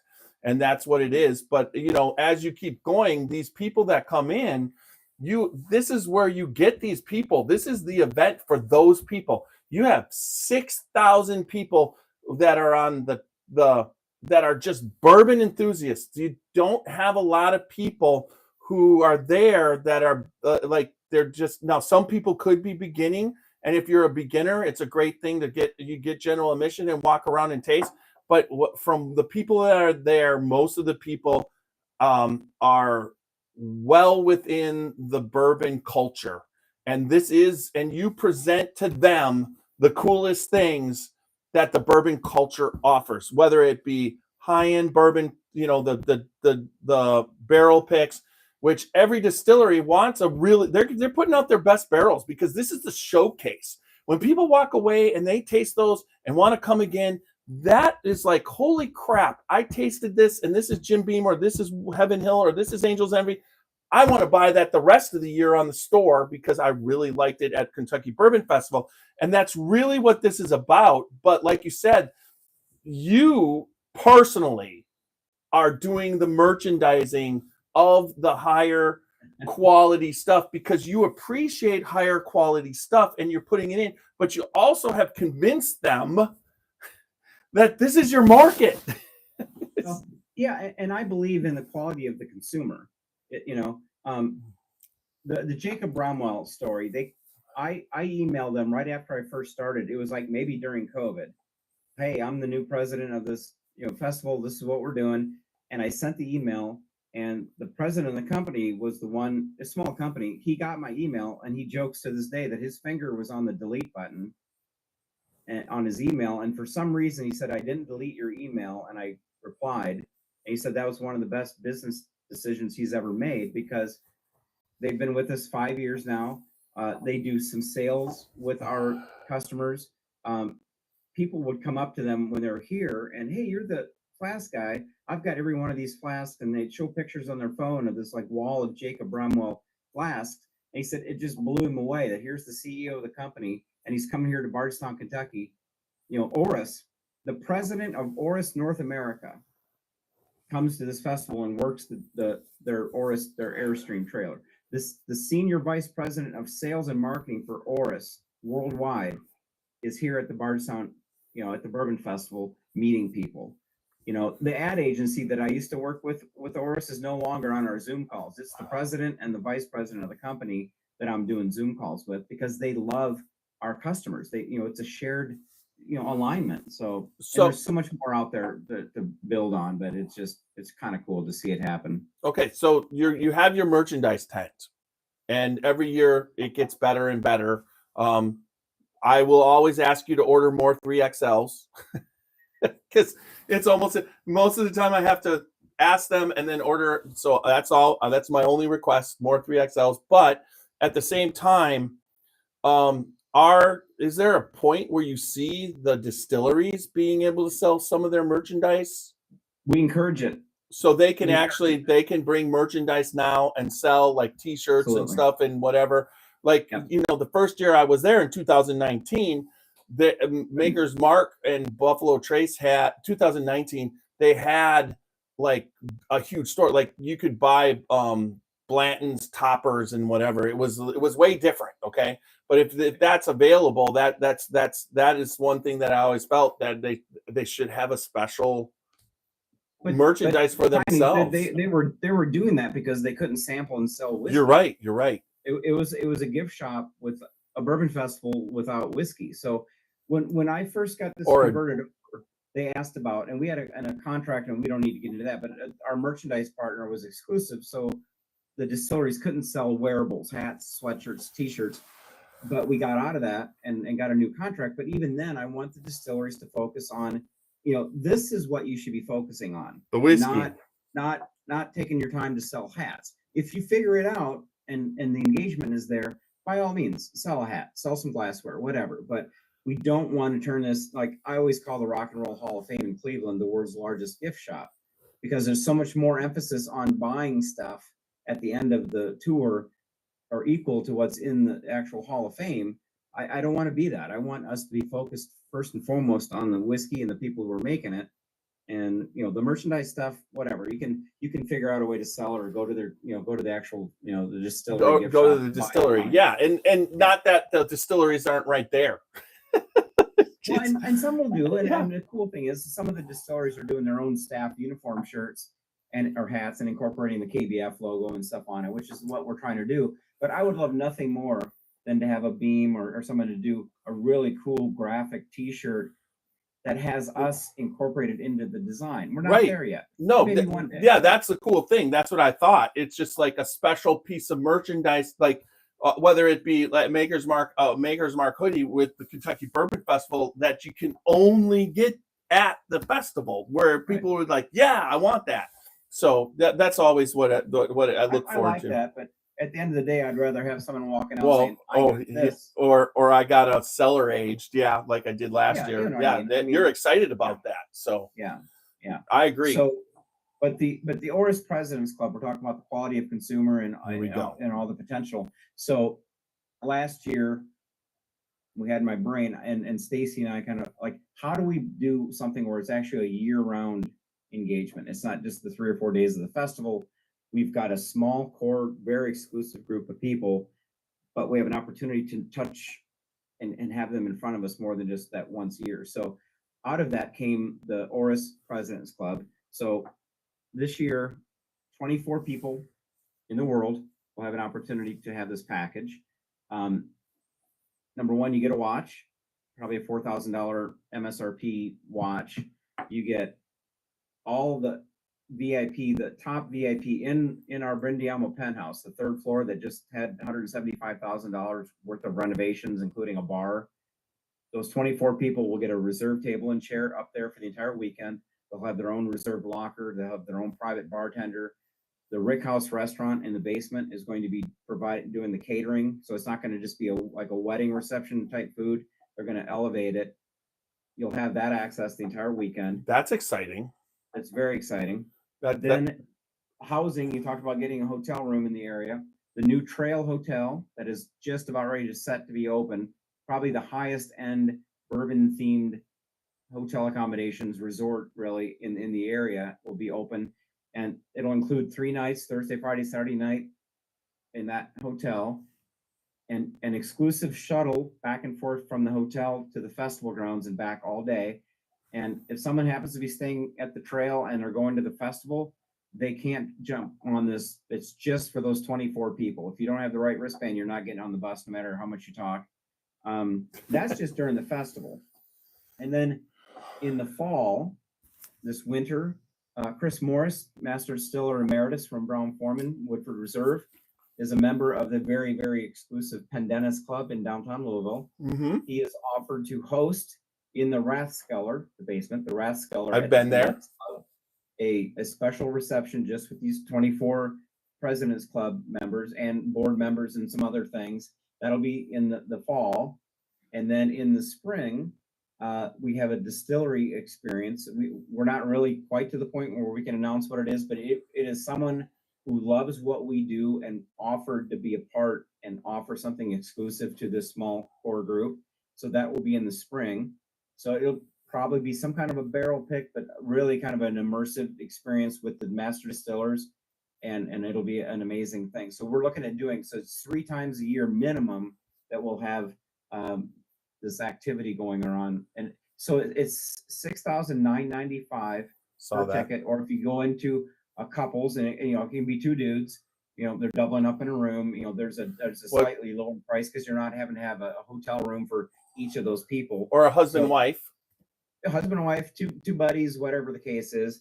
But it's really tailored to be something that no more than 24 people. And then the president of Oris, and is it every year that you're going to do it? So it'll be a renewable thing. Yeah.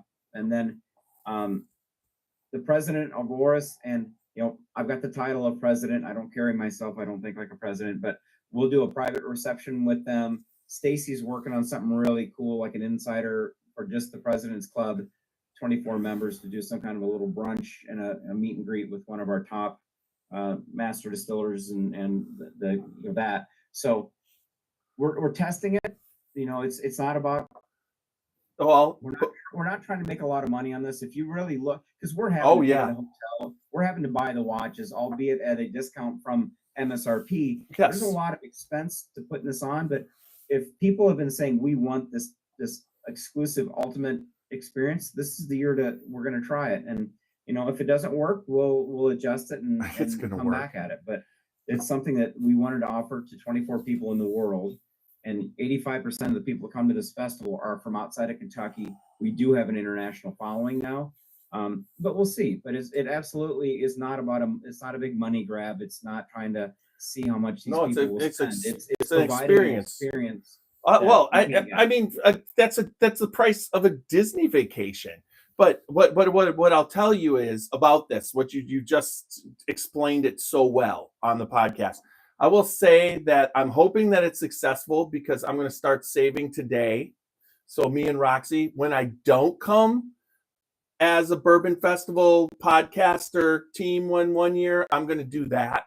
2, I'm applying right now that if you need one person to cover it with the media, a media person to cover it, I'm offering my services. Just kidding. But at the same time, that sounds spectacular. It's just like, with all kidding aside, it's just like, I don't think you're going to have a problem with that. These are the right people for this experience. You know what I mean? You have that, you got a quality, they're getting the whole thing, they're getting shuttled. It's not for everybody, but there's people that go there that it's definitely for. I mean, I'm going to tell a couple people, I know a couple couples that I want to come to the Kentucky Bourbon Festival, and they've got expendable income or whatever. I think they would definitely be interested in this. Oh, and it's, if you go to the Trail Hotel for those 3 nights, I believe that they're in the $800 per night range. So 3 nights, $2,400. Where is this Trail Hotel? It's right down past. It's right near the Bluegrass. It's past like Barton. When you get out to the Bluegrass Parkway, it's right out there. But it's an old. I think it's a Holiday Inn that Will Hardy, who's local, he bought it and has been doing a historic renovation of it. It's nothing. But if you go to the Trail Hotel, I think the website is up.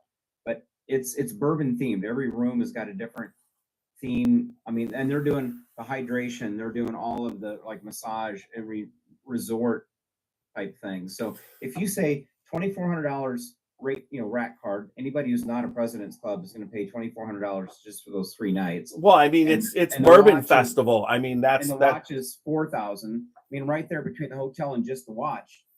It's paid for. Right. Definitely. Yeah. There's no doubt about it. I mean, it's a good deal, and it's a good deal for somebody who loves bourbon to come back a couple more times and really experience Bardstown and Master Distillers. It's a great package, and I think you're right, spot on for what it is. Now, I talked to a guy today that he's coming here tomorrow. This will be his 4th time since January that his group that he and a couple of his buddies have come in and done a couple of barrel picks. So they're interested in it, And one other thing I wanted to add, and this is minor, but it's a fun little thing. We're doing a 24 bottle pull.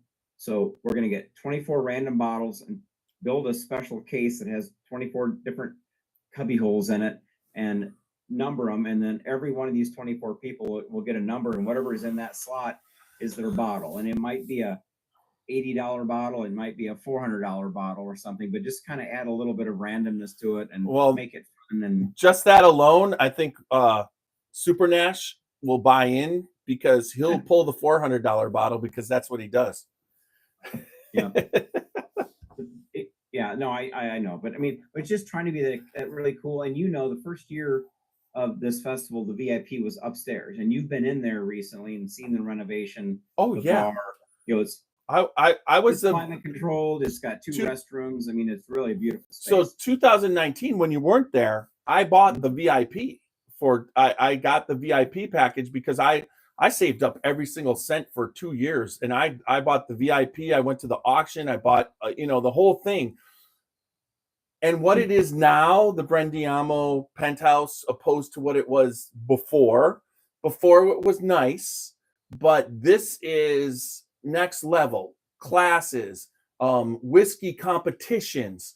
It's your offices. You finally, you guys finally made your offices fit the penthouse, and so now you can keep you could take that door off, so you don't have to go back, because for the longest time you guys were very humble. Your offices were almost like you were in the storage closets. You know what I mean? It was a window at least, but still are. Yeah, but that those are beautiful. You have beautiful offices. It's a beautiful penthouse. It's something that everybody.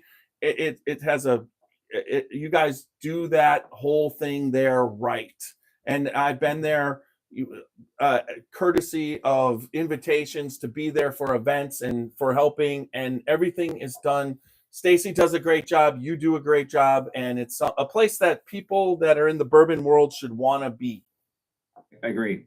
And I even knew before the renovations that it was a cool place. And I always felt there was a higher and better use for that space outside of those 4 days. Because the other 361 days of the year, it was basically a big dust collecting storage unit. You know, our board meetings were held on 2 folding tables and 10 folding chairs in right where the bar sits currently. You know, that was, but I'm like, this is an amazing 200-year-old building. The history alone, overlooking the festival grounds, I knew this was, you know, a higher and better year-round use. What you said about the Rick House, that they're you know, doing the catering for up there this year and doing that's fantastic, because, you know, I know the whole history of the whole thing, and it's kind of like you had to know eventually that everybody was going to be on board for this, because once they saw, you know, where you guys are, where you're located, the Getz Museum is downstairs with the history. Your offices are on the third, you know, and then the Rick House is in the basement. And it's like at points or whatever, but it seems like this year you've got finally everybody's on board. I mean, I will tell anybody to eat at the Rick House restaurant during the festival. If you can get a table there at any point when you're in town, they serve good food. Guess what? They've never been open for lunch. I didn't realize that, because their tables down there in that patio have always been full during the festival. That's just our guests just hanging out there getting some shade. This year, the Rick House is going to be open for lunch. I've talked Jason into being open, and we're going to, you know, help him create a very simple lunch menu. At our expense, we're going to cover those 2 open patios and create, you know, kind of a space that you're not sitting out there baking in the sun, or if it rains. And I said, at our expense, we will clean this up and do this investment in your business if you agree to be open, and we'll help you create the menu. And, you know, I mean, it's been a little adversarial with him over the years, and you know that. Well, but I just refuse to believe that there's not a way for us to work on the busiest weekend of the year in Bardstown. How can we make it work? And so he came through, and kind of, I'll share that Megan on my team called me the Bardstown Whisperer, because it's taken people that were not happy initially with the direction of the festival for any myriad of reasons, and we don't need to go into it, but they're all coming around, because I knew success breeds success. And well, but also you got to remember, you came in and you were an outsider to, although you had worked at the Churchill Downs and done stuff, and you had worked with, you know, but still nobody knew who you were. I mean, the first time I ever met you, there's a reason why I like you and whatever, because of the person that you are. You're kind, but you're also, you hold to your values that you have to hold to in order to do your job. And people didn't know initially but I can tell you, David Mandel and you know, there's certain people that really attached themselves to you and knew who you were. But it took a while for everybody in the community to realize that you were completely 100% on board for them. You're doing this was an opportunity for everybody to just take this to a level that nobody's left out. It's just like that. And believe it or not, that first year when I came in, I didn't go door to door with the clipboard and ask all the shops to sponsor something for $50 or $100 like it had been done in the past. And they were mad. They were offended by that. So I went and talked to them. I said, look, you folks have been putting this thing on your backs for 30 years. Let the industry support the festival, and you just make sure you're staffed, your inventory is up. You roll out the red carpet for the people that are going to be coming here because they're coming here with money. And I don't want you to continue to invest in this. You've already done that part. Let us now build this thing that pays you back over the years. But I can't tell the whole city that at one time. So it's taken years. And every year I have a project where there's somebody that really hates what we've done. And I get them there. I give them a pair of tickets and they come in and they're blown away. And they actually reach out to me and say, wow, I was wrong. Next year I'm bringing, and I say, as long as you keep advocating for us in the community, you have a lifetime pair of tickets. You know what I mean? And that's it. Just slowly, that's how you win the community over. So the one thing that I learned a long time ago, and then also with my wife's business, is that nobody values anything that's free. I'm sorry. Right. It's like if you give away this great service and it's free, if they decide that there's something else that's better that day, they don't respect the service because it was free. If they pay for something and they think there's value to it, they will attend 100%.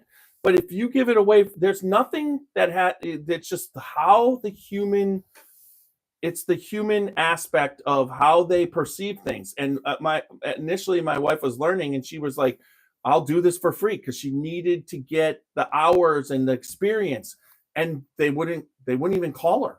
It's just like all of a sudden what the service was, they wouldn't call her. So when she started charging for it, well, there's a value to it, and that's when then she realized that we realized that. And the same thing, it's just like there's just not a lot of respect for something that's free.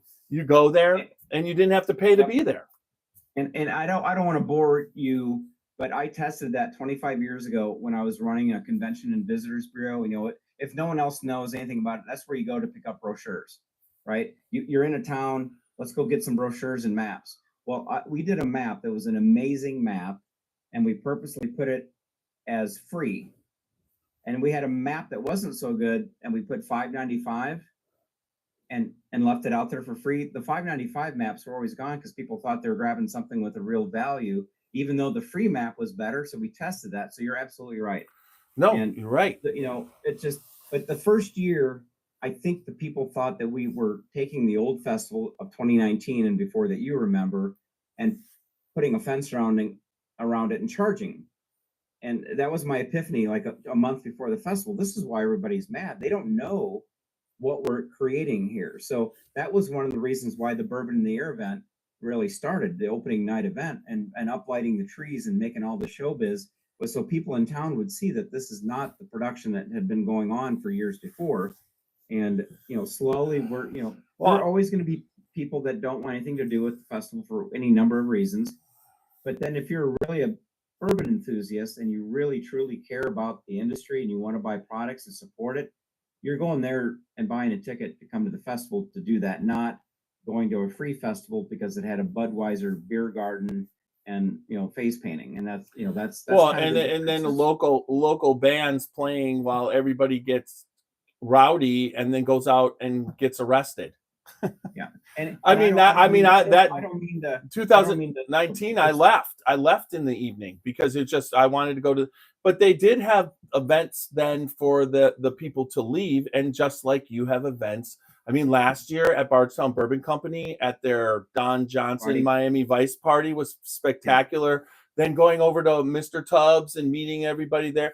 Those are fantastic experiences that are available, throughout for this. And everybody's got to look into what they're going to do. I mean, the one year, Stacy invited me to the Big House, and afterwards we were at the Big House. I mean, we were sitting there having some pours that you never would have had. I mean, there's just so much more to do. It's Bardstown, and you've showcased it along with giving it bourbon people from around the world. I will tell everybody on YouTube, if you're from Russia, you're from Germany, you like whiskey, you want to come to this. This is something to come internationally to come. This is the time. This is the place. You're going to basically be able to sample everything that is Kentucky and get to know what you want to, you get that chance. That's right. So thank you for that. But yeah, it's, it showcases the community, and what really was the fire, or what lit the fire was, Bill Samuels. He's like, you call yourselves the bourbon capital of the world, but you sure as hell don't act or talk or walk like it. And that lit a fire under some of the leaders, and this is one of the outcomes of that. And that's why Bill was so excited. I spent 10 minutes with him during the COVID year, walking him down for our virtual event that we did at Bardstown Bourbon Company, telling him what my plan was. And I knew I had from the car to the door, and from the door of the Rick House at Pete's place out there back to the car, to tell him that we listened to him. And Thomas Bolton called me the next morning. If anybody knows Thomas Bolton, at the time he was like the brand ambassador for Makers. And his quote was, "I don't know what the hell you told the old man, but he's all fired up and wants to do anything he can to help you." And that's how the single barrel program started. So, but the town gets it, right? I mean, we bring people in and we let them go. We don't try to keep them there. We let them go. And everybody's slowly, year after year, doing more and more events. And there's things going on in downtown Louisville. And for people who haven't been here and don't know the geography, downtown Louisville is maybe 35 minutes from Bardstown. So it's not in another world. Wait, that's in Randy's driving time. It's probably more like 43 minutes. I mean, I've done it. I know it's if you're on a bus tour, I think they said it was 51 minutes, but 30, okay. It's a slow bus that I never want to be on. Well, if you're drinking, it's probably the right amount of time. That's true. Responsibility and safety first. But anyway, so I mean, the distilleries all over are starting to do more and more things. Or if they can't expect people to come out to the outlying distilleries, they're looking at locally and in town, what space can they rent and create a really cool experience for their people in town. So I knew it would get there. It just took time. And David Mandel and I went into this saying it's going to take us 5 years to dial it in and get it right. And I think this year 4 last year, I think it was close. This year with what we're doing with the larger distilleries and managing the lines and continuing to elevate the experience, I think this is going to be the best year. And you know what? Next year is our 35th anniversary. So if we get it right this year and can really, it'll be that much easier for us to produce an elevated experience next year, because we're not going to have to be redoing. We're just going to be adding to and kind of augmenting the success. Well, I think what every year you put out some new things, and then you tweak them so that they work this way or that way. Plus, I mean, as you've made the most out of the most space that you possibly can. You've expanded out, and I think last year some of the space that you expanded out, this year you're going to use it much better. I mean, you had it there, and it definitely. I think last year where you really nailed it as far as evolution was the craft distillery area. I think the craft distillery area was like perfect for how everything with the craft distilleries and who you got to meet and whatever.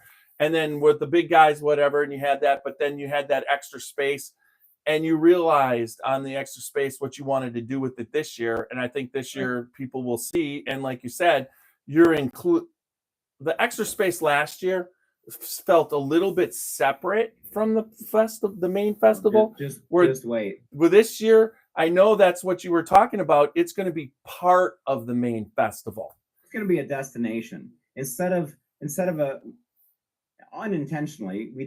We obviously hoped that it would have had that, but it didn't work the way it was. So right. That.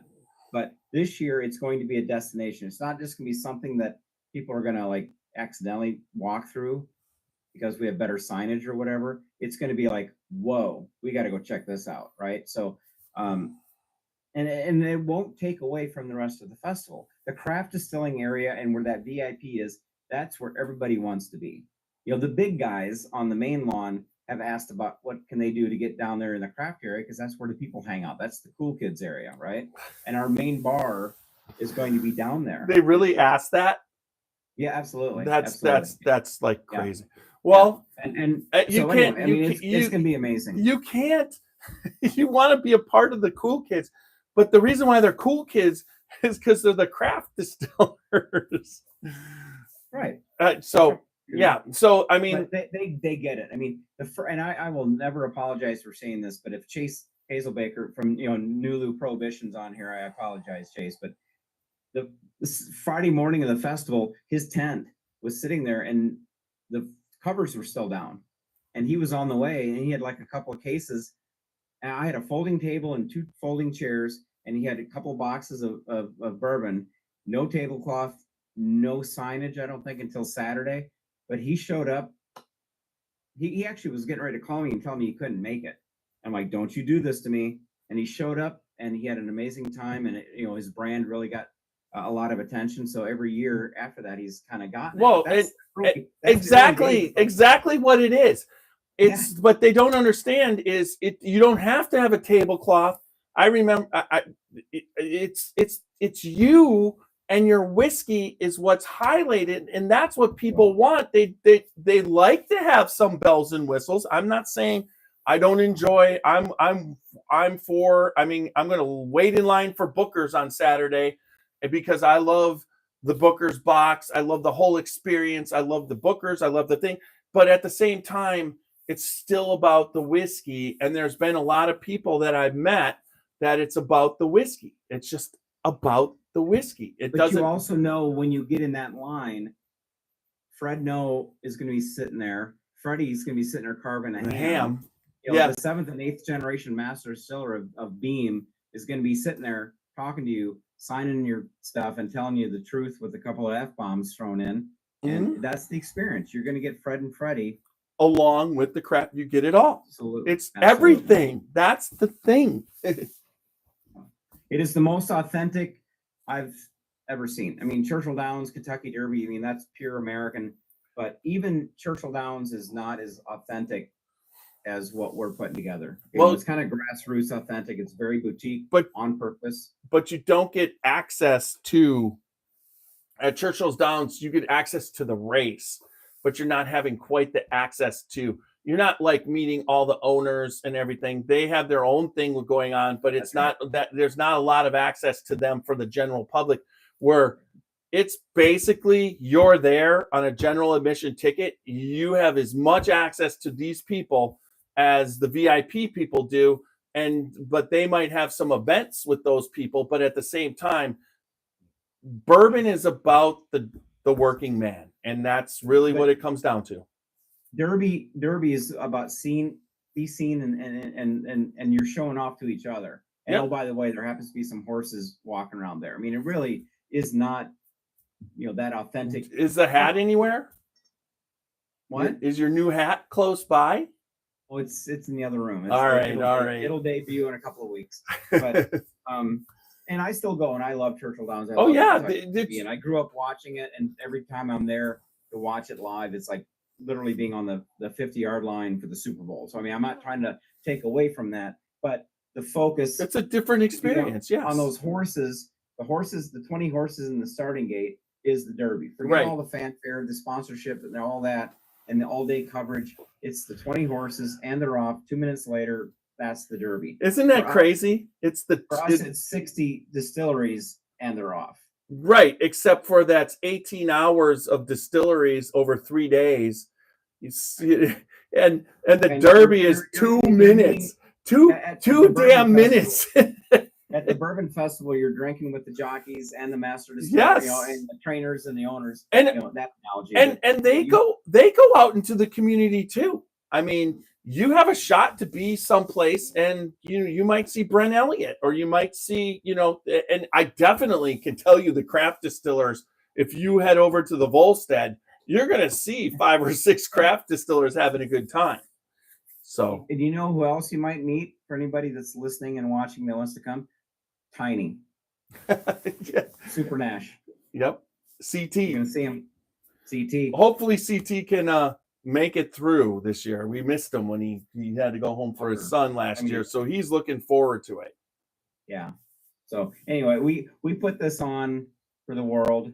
85% of the people that come in here are from outside of Kentucky, and that number has just been solid. And we're getting into international, and we had a group from Kenya last year, 50 wholesalers that are looking to bring American whiskey into Kenya. And so we're still an American festival for the most part, but my gosh, the door's open for all the international friends. And of the 28 people on our bus tour this year, 20 of them are staying for the festival. People who have come down they're going to basically, I've been telling them what they got to do to get tickets. I got them signing up so that they could be insiders, you know what I mean? And doing all the things so that they could get their tickets. And I really believe, based off of this year, last year, I could feel the kind of backing off a little bit. Everybody was backing off, but this year I don't feel it at all. It's just crazy what's going on. And I couldn't believe how fast I could get that bus sold out. And I think you guys are going to experience the same thing. So I think everybody, especially who listened tonight and is with us, definitely make sure you get your tickets on Wednesday and get what your experience and book your stay.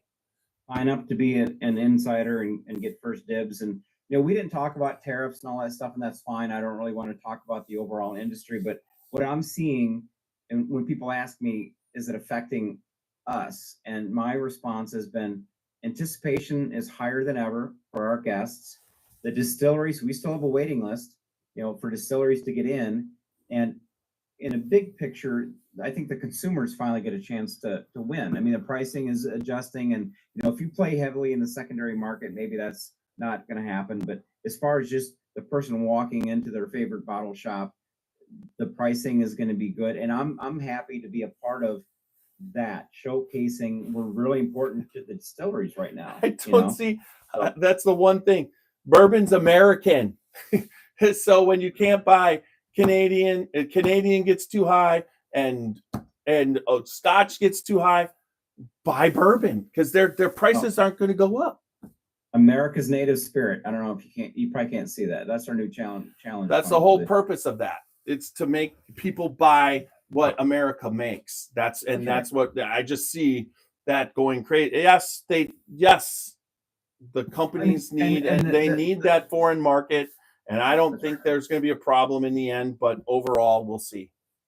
Secretary of Ag here in Kentucky said that bourbon is Kentucky's #1 ag export when you take into account grain and water and everything. So, I mean, it's not just a big tourism draw, but the export is critical. So we're all going to figure it out. But we're more important now to the economic cycle than before, because of the fact that even if sales are down at the bottle shops and big box retail, it goes crazy with the Bourbon Festival.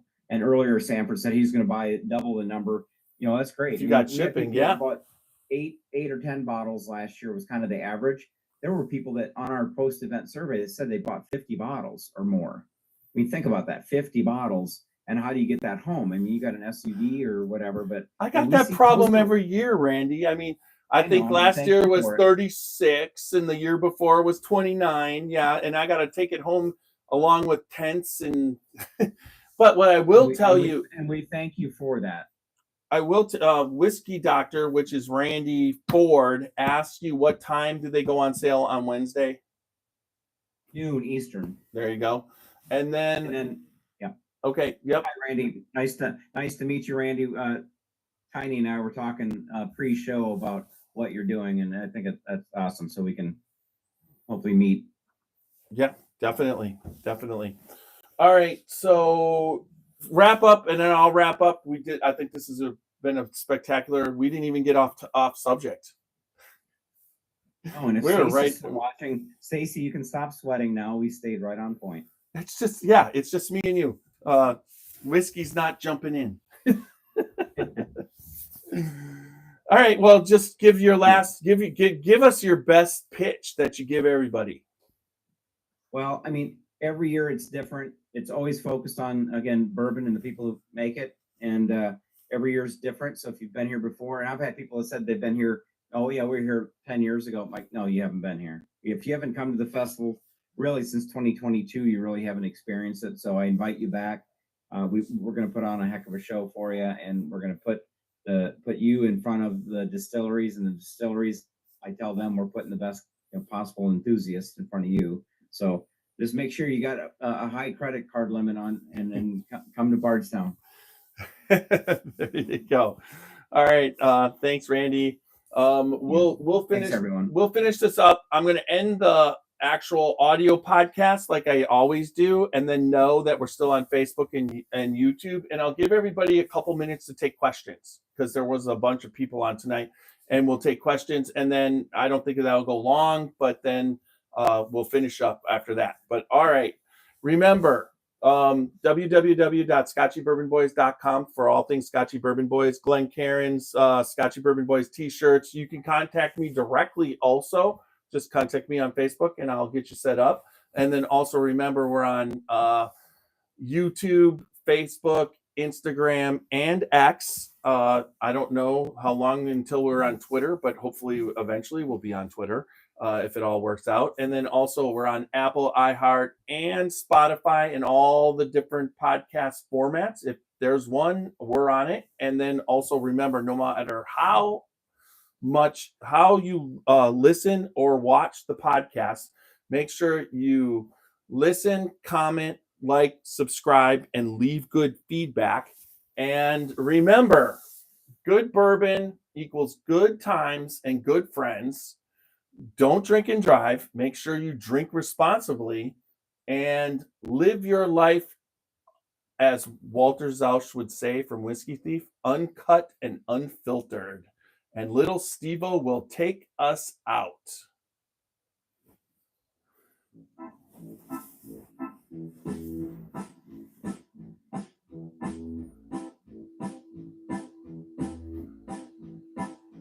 Oh, show me the way to the next whiskey bar.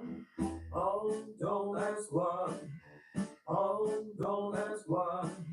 Show me the way to the next whiskey bar. Oh, don't ask why. Oh, don't ask why. For if we don't find the next whiskey bar, I tell you we must die. I tell you we must die. I tell you, I tell you, I tell you we must die. All right. Did that play again? I don't think it did. All right. So we're saved up on there. Thanks. Does anybody have any questions? Stacy said almost. We're almost there. It's in the dinner. What? Well, I mentioned our dinner, the Distillers dinner featuring, Owen from Angel's Envy this year, but it's April 30th on Derby week. So it's part of the Kentucky Derby Festival. It's the night of traditionally it's the Steamboat River Challenge, but with the flooding, I don't know if it's going to happen, but it's still at the River House. John Berenice, the chef, is amazing. How did they survive the flooding? They shut down for the last 5 days. Steve Coombs and I were there for a meeting in the afternoon, had cocktails, and the river was still flowing like crazy. And during our meeting, the Army Corps of Engineers closed the locks and dammed it up, and all that water that was going past the river house just turned into a lake.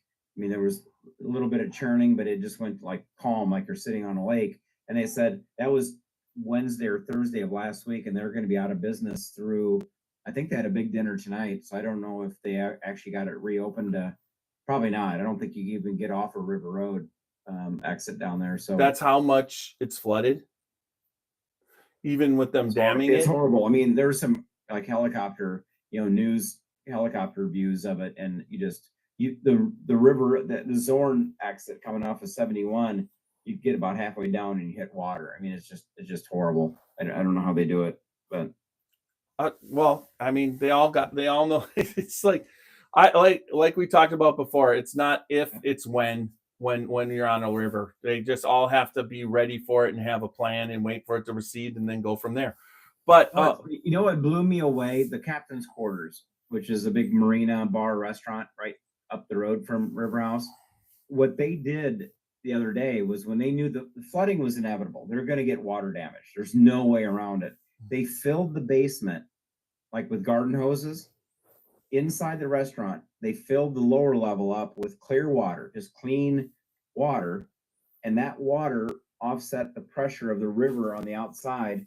So, okay, fine, you ruined but you don't have all that sludge and all Right. that brown, and it equalized like it was It's a genius move, I think. it's getting clean water in. You just have clean water in there because it's like you said, it doesn't come in because it's already flooded, and then you just keep that level to the right, and then as long as you're above the level of the flooding with the clean water, yes, you're going to get the clean water damage, but you're not going to get dirty water damage, and dirty water damage is way worse. And the Ohio River with all that sludge that's yep. coming through there. And so that, I mean, obviously the question is, if you purposely flood your basement, what does insurance do? And I think most people that have businesses and residents along a floodplain like that are probably not getting flood insurance anyway. Right. It was just genius. They're actually filling it with this clear, it looked like, and the guy's wading around is perfectly crystal clear well water. And meanwhile, the brown water was hitting the glass windows and doors and just moving on, but it wasn't coming in. You know, I thought it was genius. I never would have thought of that. Yeah, it's like it would come in and fill up to the level of where the river is and then go on, and then that would just sit there. I mean, that's just kind of how it works. And then when it recedes, then you have to open up to let it out, right? That's right. But no, that is, like I said, they all have plans. There's just you can't not have a plan if you live on a river. I don't know how you do it though, because most of these basements, I mean, we've got drains, right? I mean, if it floods, the carpet's going to get soggy.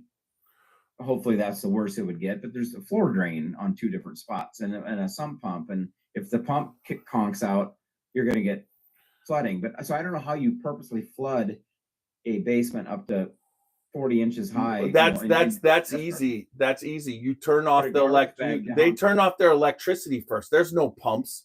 They just fill it up. Your floor drains. Do you have to put like a garbage bag down or something to seal off your drains? Because the pressure, I mean, so you fill it as the river's coming, and the river is filling those drains itself. So there's probably this much till the bottom, and then the floor drains aren't draining because the river has filled the drains. So that's what you're looking to do. So I'm sure anybody who's hanging on at this point is really not interested in us talking about. But also that's a big thing. I mean, just like what's happening with Buffalo Trace. But like I said, I just can't see them. I think they will. They're very optimistic on what they're going to open up and when they're going to start their tours once it's gone, because I think they're just ready for this kind of shit. And I think they were talking about production, and I'm sure they shut down everything they had to do. And I can tell you, there's going to be a Pappy river flood batch coming up soon. I mean, there's no doubt about it. I mean, someone's like, well, you got to get rid of all those barrels. I think it was Roger for Bricado from Kentucky Bourbon. And I'm like, no, you don't. You test them. And if the barrel maintained its structure, it changes the pressure in the barrel. And there's a lot of different things. But if none of the river water got in, the barrel's fine. I learned that from Key West when I was down at their rum distillery down there this past when we went down to Key. Only legal? Yes, and my buddy that I went to school from 3rd grade on works there. Does he know Paul? Paul's awesome. Jason, my buddy is the tour guide there. Okay, so I probably met him when I was there because he was giving a tour while Paul was giving us a tour, and we gave a video tour of it. But Tell me if I'm wrong on this, because a friend of mine out in California, it's actually kind of cool because he's Van Halen's tour manager, and we were texting back and forth during the podcast a little bit. But I said I would think the enemy of a barrel is drying out. The staves shrink, leakage happens. So if barrels are getting licked by some flood water, wouldn't that actually make the staves expand a little bit? It does. It does. And so when the ocean from the hurricane at the only legal rum distillery, it basically, I think out of the 7 barrels they had, 6 of them survived, and one of them lost its integrity. So it just depends on how much is in the barrel at the time. Like if 100%, if that barrel's full, you got to know that barrel being full, that'll keep it right. But if there was a lot of air in that barrel, that's where you might lose its integrity and leak in. But you can test every single barrel as you empty it to make sure that the integrity wasn't lost. It's not going to be a complete loss of everything on the first floor. Plus, that's not their only. They have a lot of rick houses off the river and elsewhere, and so high ground. There's been, like in Ohio, there's been panic. I was talking to my Giant Eagle manager that I know real well, and he's like, all it is this week people calling wanting to buy cases of Buffalo Trace. They want to buy cases. They want to buy as much because they know that there's going to be an interruption, and I'm just like, what, in 6 years? That's why they can just increase productivity once they're back up and make up for what they missed. That was my buddy was like, did it mess up my favorite bourbon? And he says Buffalo Trace is my everyday bourbon. No, I could guarantee you it didn't. Yeah, that's what I thought. All right, so what are we wrapping up here? Yeah, let's wrap up. I know you got to go. Thanks everybody on YouTube. Thanks everybody on Facebook. It's just another. I think this week was some between the challenge coins and having you. I think that's our best podcast. I mean, we really once again stuck to the festival. I think anybody who listened, they walked away with what they need to know to come down. I hope so. I mean, I always wonder. I mean, I would never sit and listen to anybody talk for 2 hours, but I know you can kind of come and go and pause and come back. So I hope so. But I mean, I appreciate everybody. I appreciate you giving me the opportunity. I would say that 100% that if someone's coming and they want to, I think the one guy, Sanford, he definitely was interested because he was learning everything about it. Because if you're going to do something and you're going to this festival and you don't really know, it's your first time, he's really filled in. So well, and you helped underscore the importance. And Stacy and I were talking. I don't know if Stacy's still hanging on, but we're talking this afternoon. It's like, if we create the environment for distilleries to sell a few bottles to you and me in person, but you can scan a QR code and buy 6 bottles and have it shipped to your house. So when you get home, it's there. I mean, why would you not want to do that? Why would you not spend more money if you didn't have to ever handle the product on both sides, the distillery or the consumer? So, I mean, that's a Disney thing. I just remember when we were in Disney and you only could take so much and you flew down there and there's only so much you can come back. But it's like my wife bought a music box for the kid, for both the daughters, my daughters, and that they were, when we got home, 2 days after we got home, they showed up at the door. It was really cool. Yeah. You get to see it. I'm going to be on the road. I'm going to be on the road tomorrow morning up to the farm. I'm going to get the Lincoln from the shop. So I'll be posting pictures of Grandpa's Lincoln over the weekend. So I'll send. So are you going with Kate?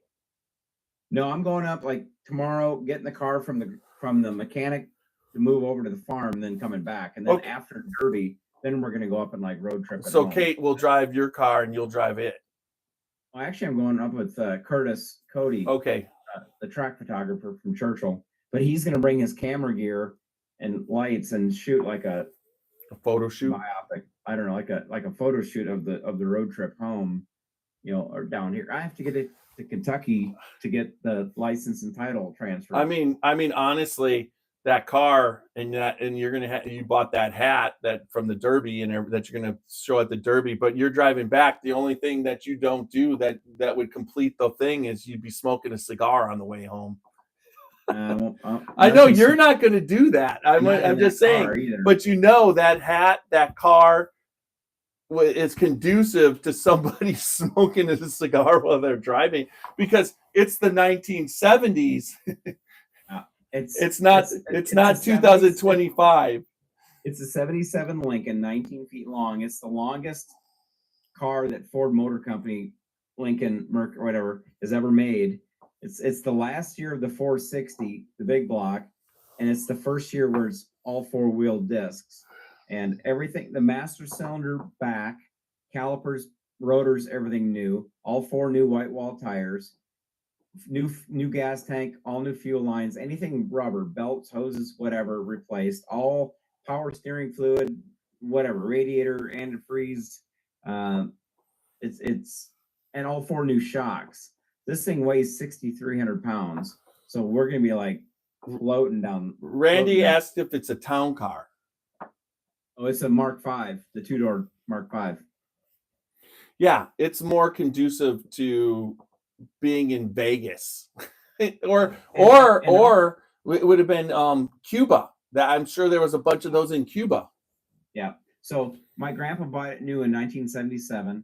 I went up to the dealership with him, and I rode home in the passenger seat. No one's ever sat in the back seat. Honestly, I climbed back there a month or two ago to take some pictures, but nobody ever sat in the back seat since new. It never saw rain or snow or anything. If it was bad weather, he took his other car in the next stall over. And I've never driven the car. Tomorrow, if I drive it home from the 7 miles from the garage, from the shop to my house, it'll be the first time I've driven it. I backed it out of the garage a couple feet to see how the brakes were and drove it back in and knew I had to have it towed. So 9 years old, I sat in the front seat of that car, and tomorrow might be the first time in my life that I've actually like started it, put it in gear, and like driven it down the road. So Yeah, because it'll be pretty emotional if that all happens. well, I think it should. I mean, and then I don't know how emotional it'll be because from what I remember of those cars, it's a completely different experience as far as handling compared to a car that you drive today. It's not as tight.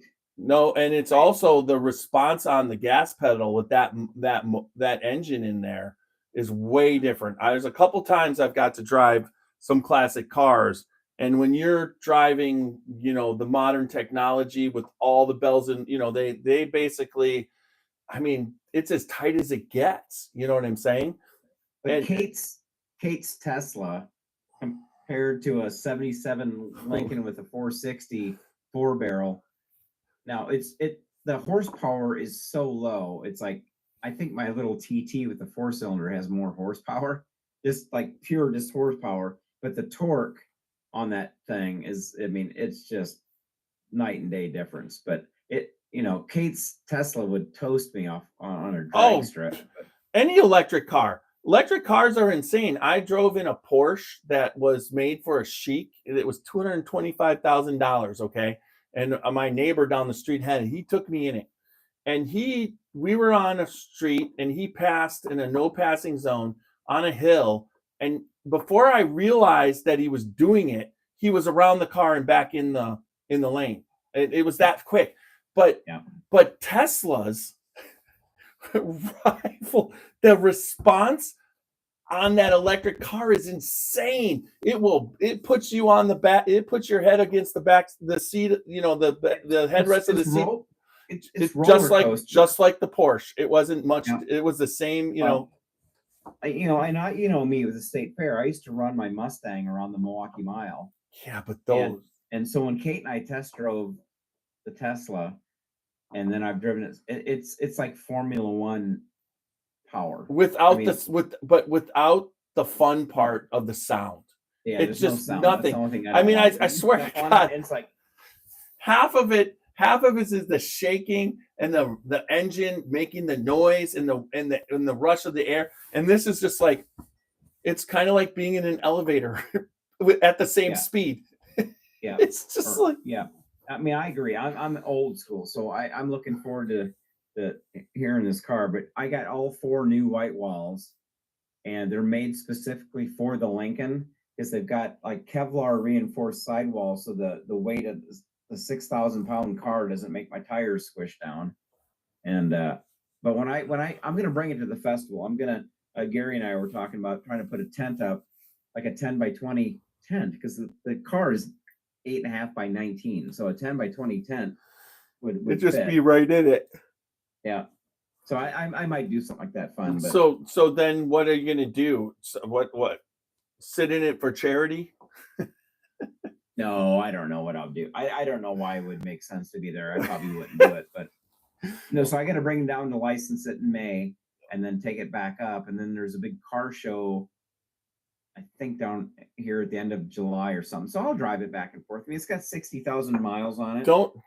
I'm never gonna sell it, so I don't care if it's got 60 or 70 or 80,000 miles. It's all family miles, and I'm just gonna keep it up. Whose car? Where are you going to store it? Are you storing it at home? I'll store it up at the farm. So I'll take the TT up with Curtis and leave my TT up there for a couple of weeks.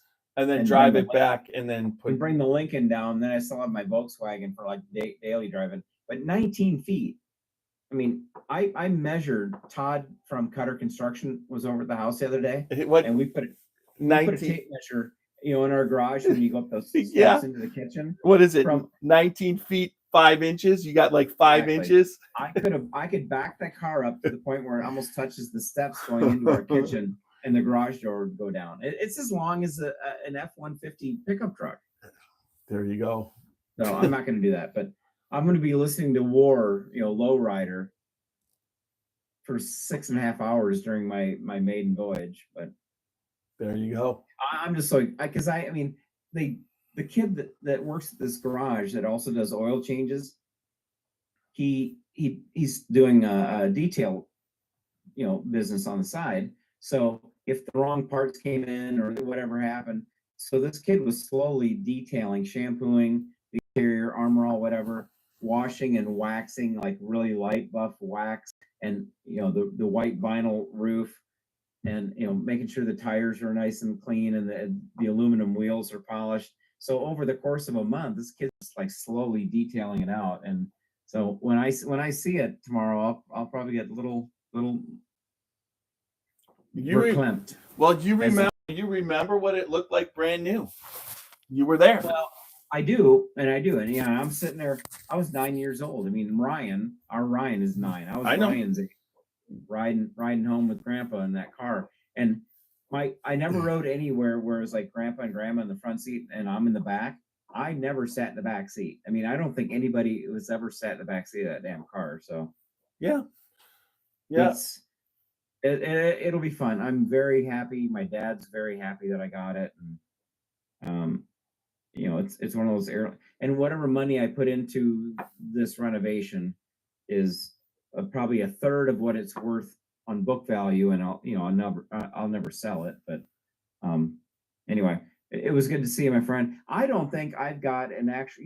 Are you saying I've got one of these? You do. You have one of those, and it says Scotchy Bourbon Boys. It's just look at your Crystal Glens. I mean, just so you know, I was at your house and I actually saw and it was with it was there. Hold on. These are my Crystal Glens.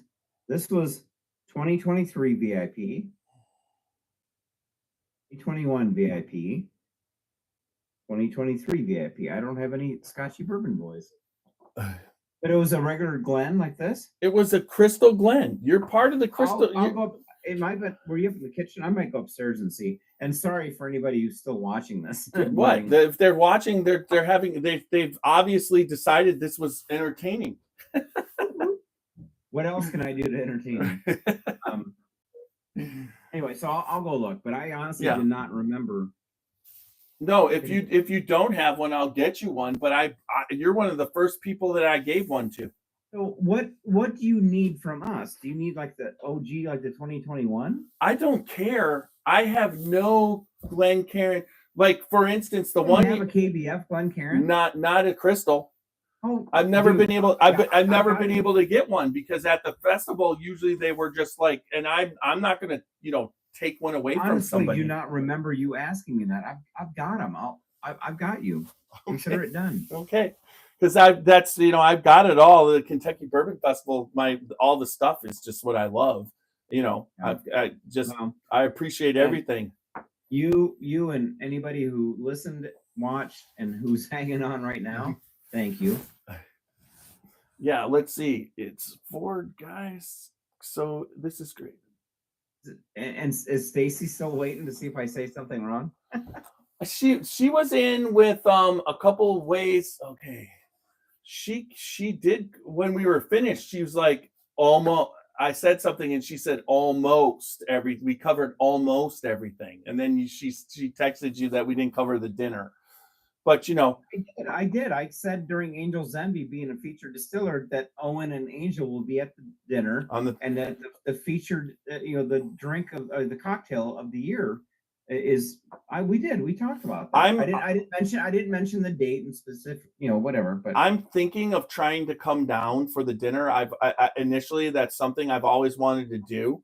love that. So it's just that, you put it on a Wednesday, which means that I got to take Tuesday and Thursday off because Tuesday I drive down, Wednesday. So it's a 3-day thing, which is fine. But I'm thinking of it. I told my cousin I was thinking of it. So thank God you don't have to factor in like a pee break when you leave here. You can make it like 6.5 hours without stopping once. it's technically Louisville is 5 hours. It's just 5 hours. That's it. It's easy. So your June Crystal Glencairn Club thing. Let's talk about that, because normally I would be like doing my fishing trip in June, and I still plan on doing that. But let me know when we get closer what the date is and stuff. Yeah, I'll try. Honestly, right. If you text me dates you can make. No. I gotta plan it around. I already got. You do not. Sarah Evans is part. Sarah Evans is part of it, and she's like, I said in June, and she goes, I said when in June, because I want to make sure that I can get, because there's a couple people that are part of it from Ohio, and then there's a good amount of people from Kentucky, but I want to get enough people up so that it's on a weekend that everybody can make. Right. Well, I'll take a look at it. My friend that I go fishing with, I'm going to see him probably this weekend, and it's like finally, like, are we doing it? Because we're probably not going to go way up into Minnesota. We'll probably just do something in Wisconsin. But you mean you don't want to catch? You don't want to catch fish?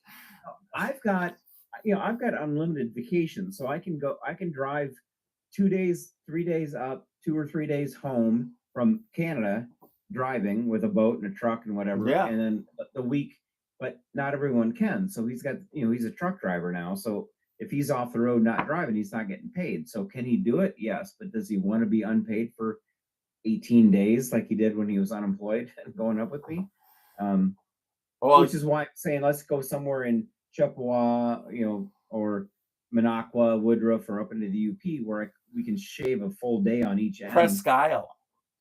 Presque Isle. That's the top of the state. I'm going to get a good fishing lake that doesn't have a lot of boat and jet ski traffic, because that screws up the fishing. But I don't know if a lake like that exists in Wisconsin anymore. I think it was Oxbow up in Presque Isle, Wisconsin, which is right on the border of the UP, right up there on the top of the state. Yeah. But I mean, I was looking at Ironwood and to the east.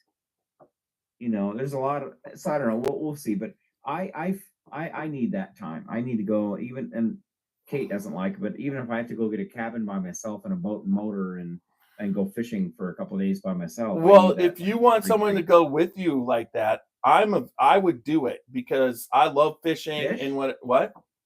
You fish? Of course I fish. I'm from Wisconsin. And my father-in-law, we did family fishing trips 2 times a year while he was alive. I want to spend 5 straight days with you, one-on-one. If you're serious, I will absolutely. I am. I'm definitely serious. I would love to do that. I think that'd be a lot of fun. You do realize it might just not be me, because you want to know who's the better fisherman, of my wife or me? That girl freaking fishes. We are in the female woman, or the, what do they call it? The He-Man Woman Haters. Just Club. So you know, okay, that's fine too. But just so you know, if we caught fish, she would have no problem cleaning them all and then prepare.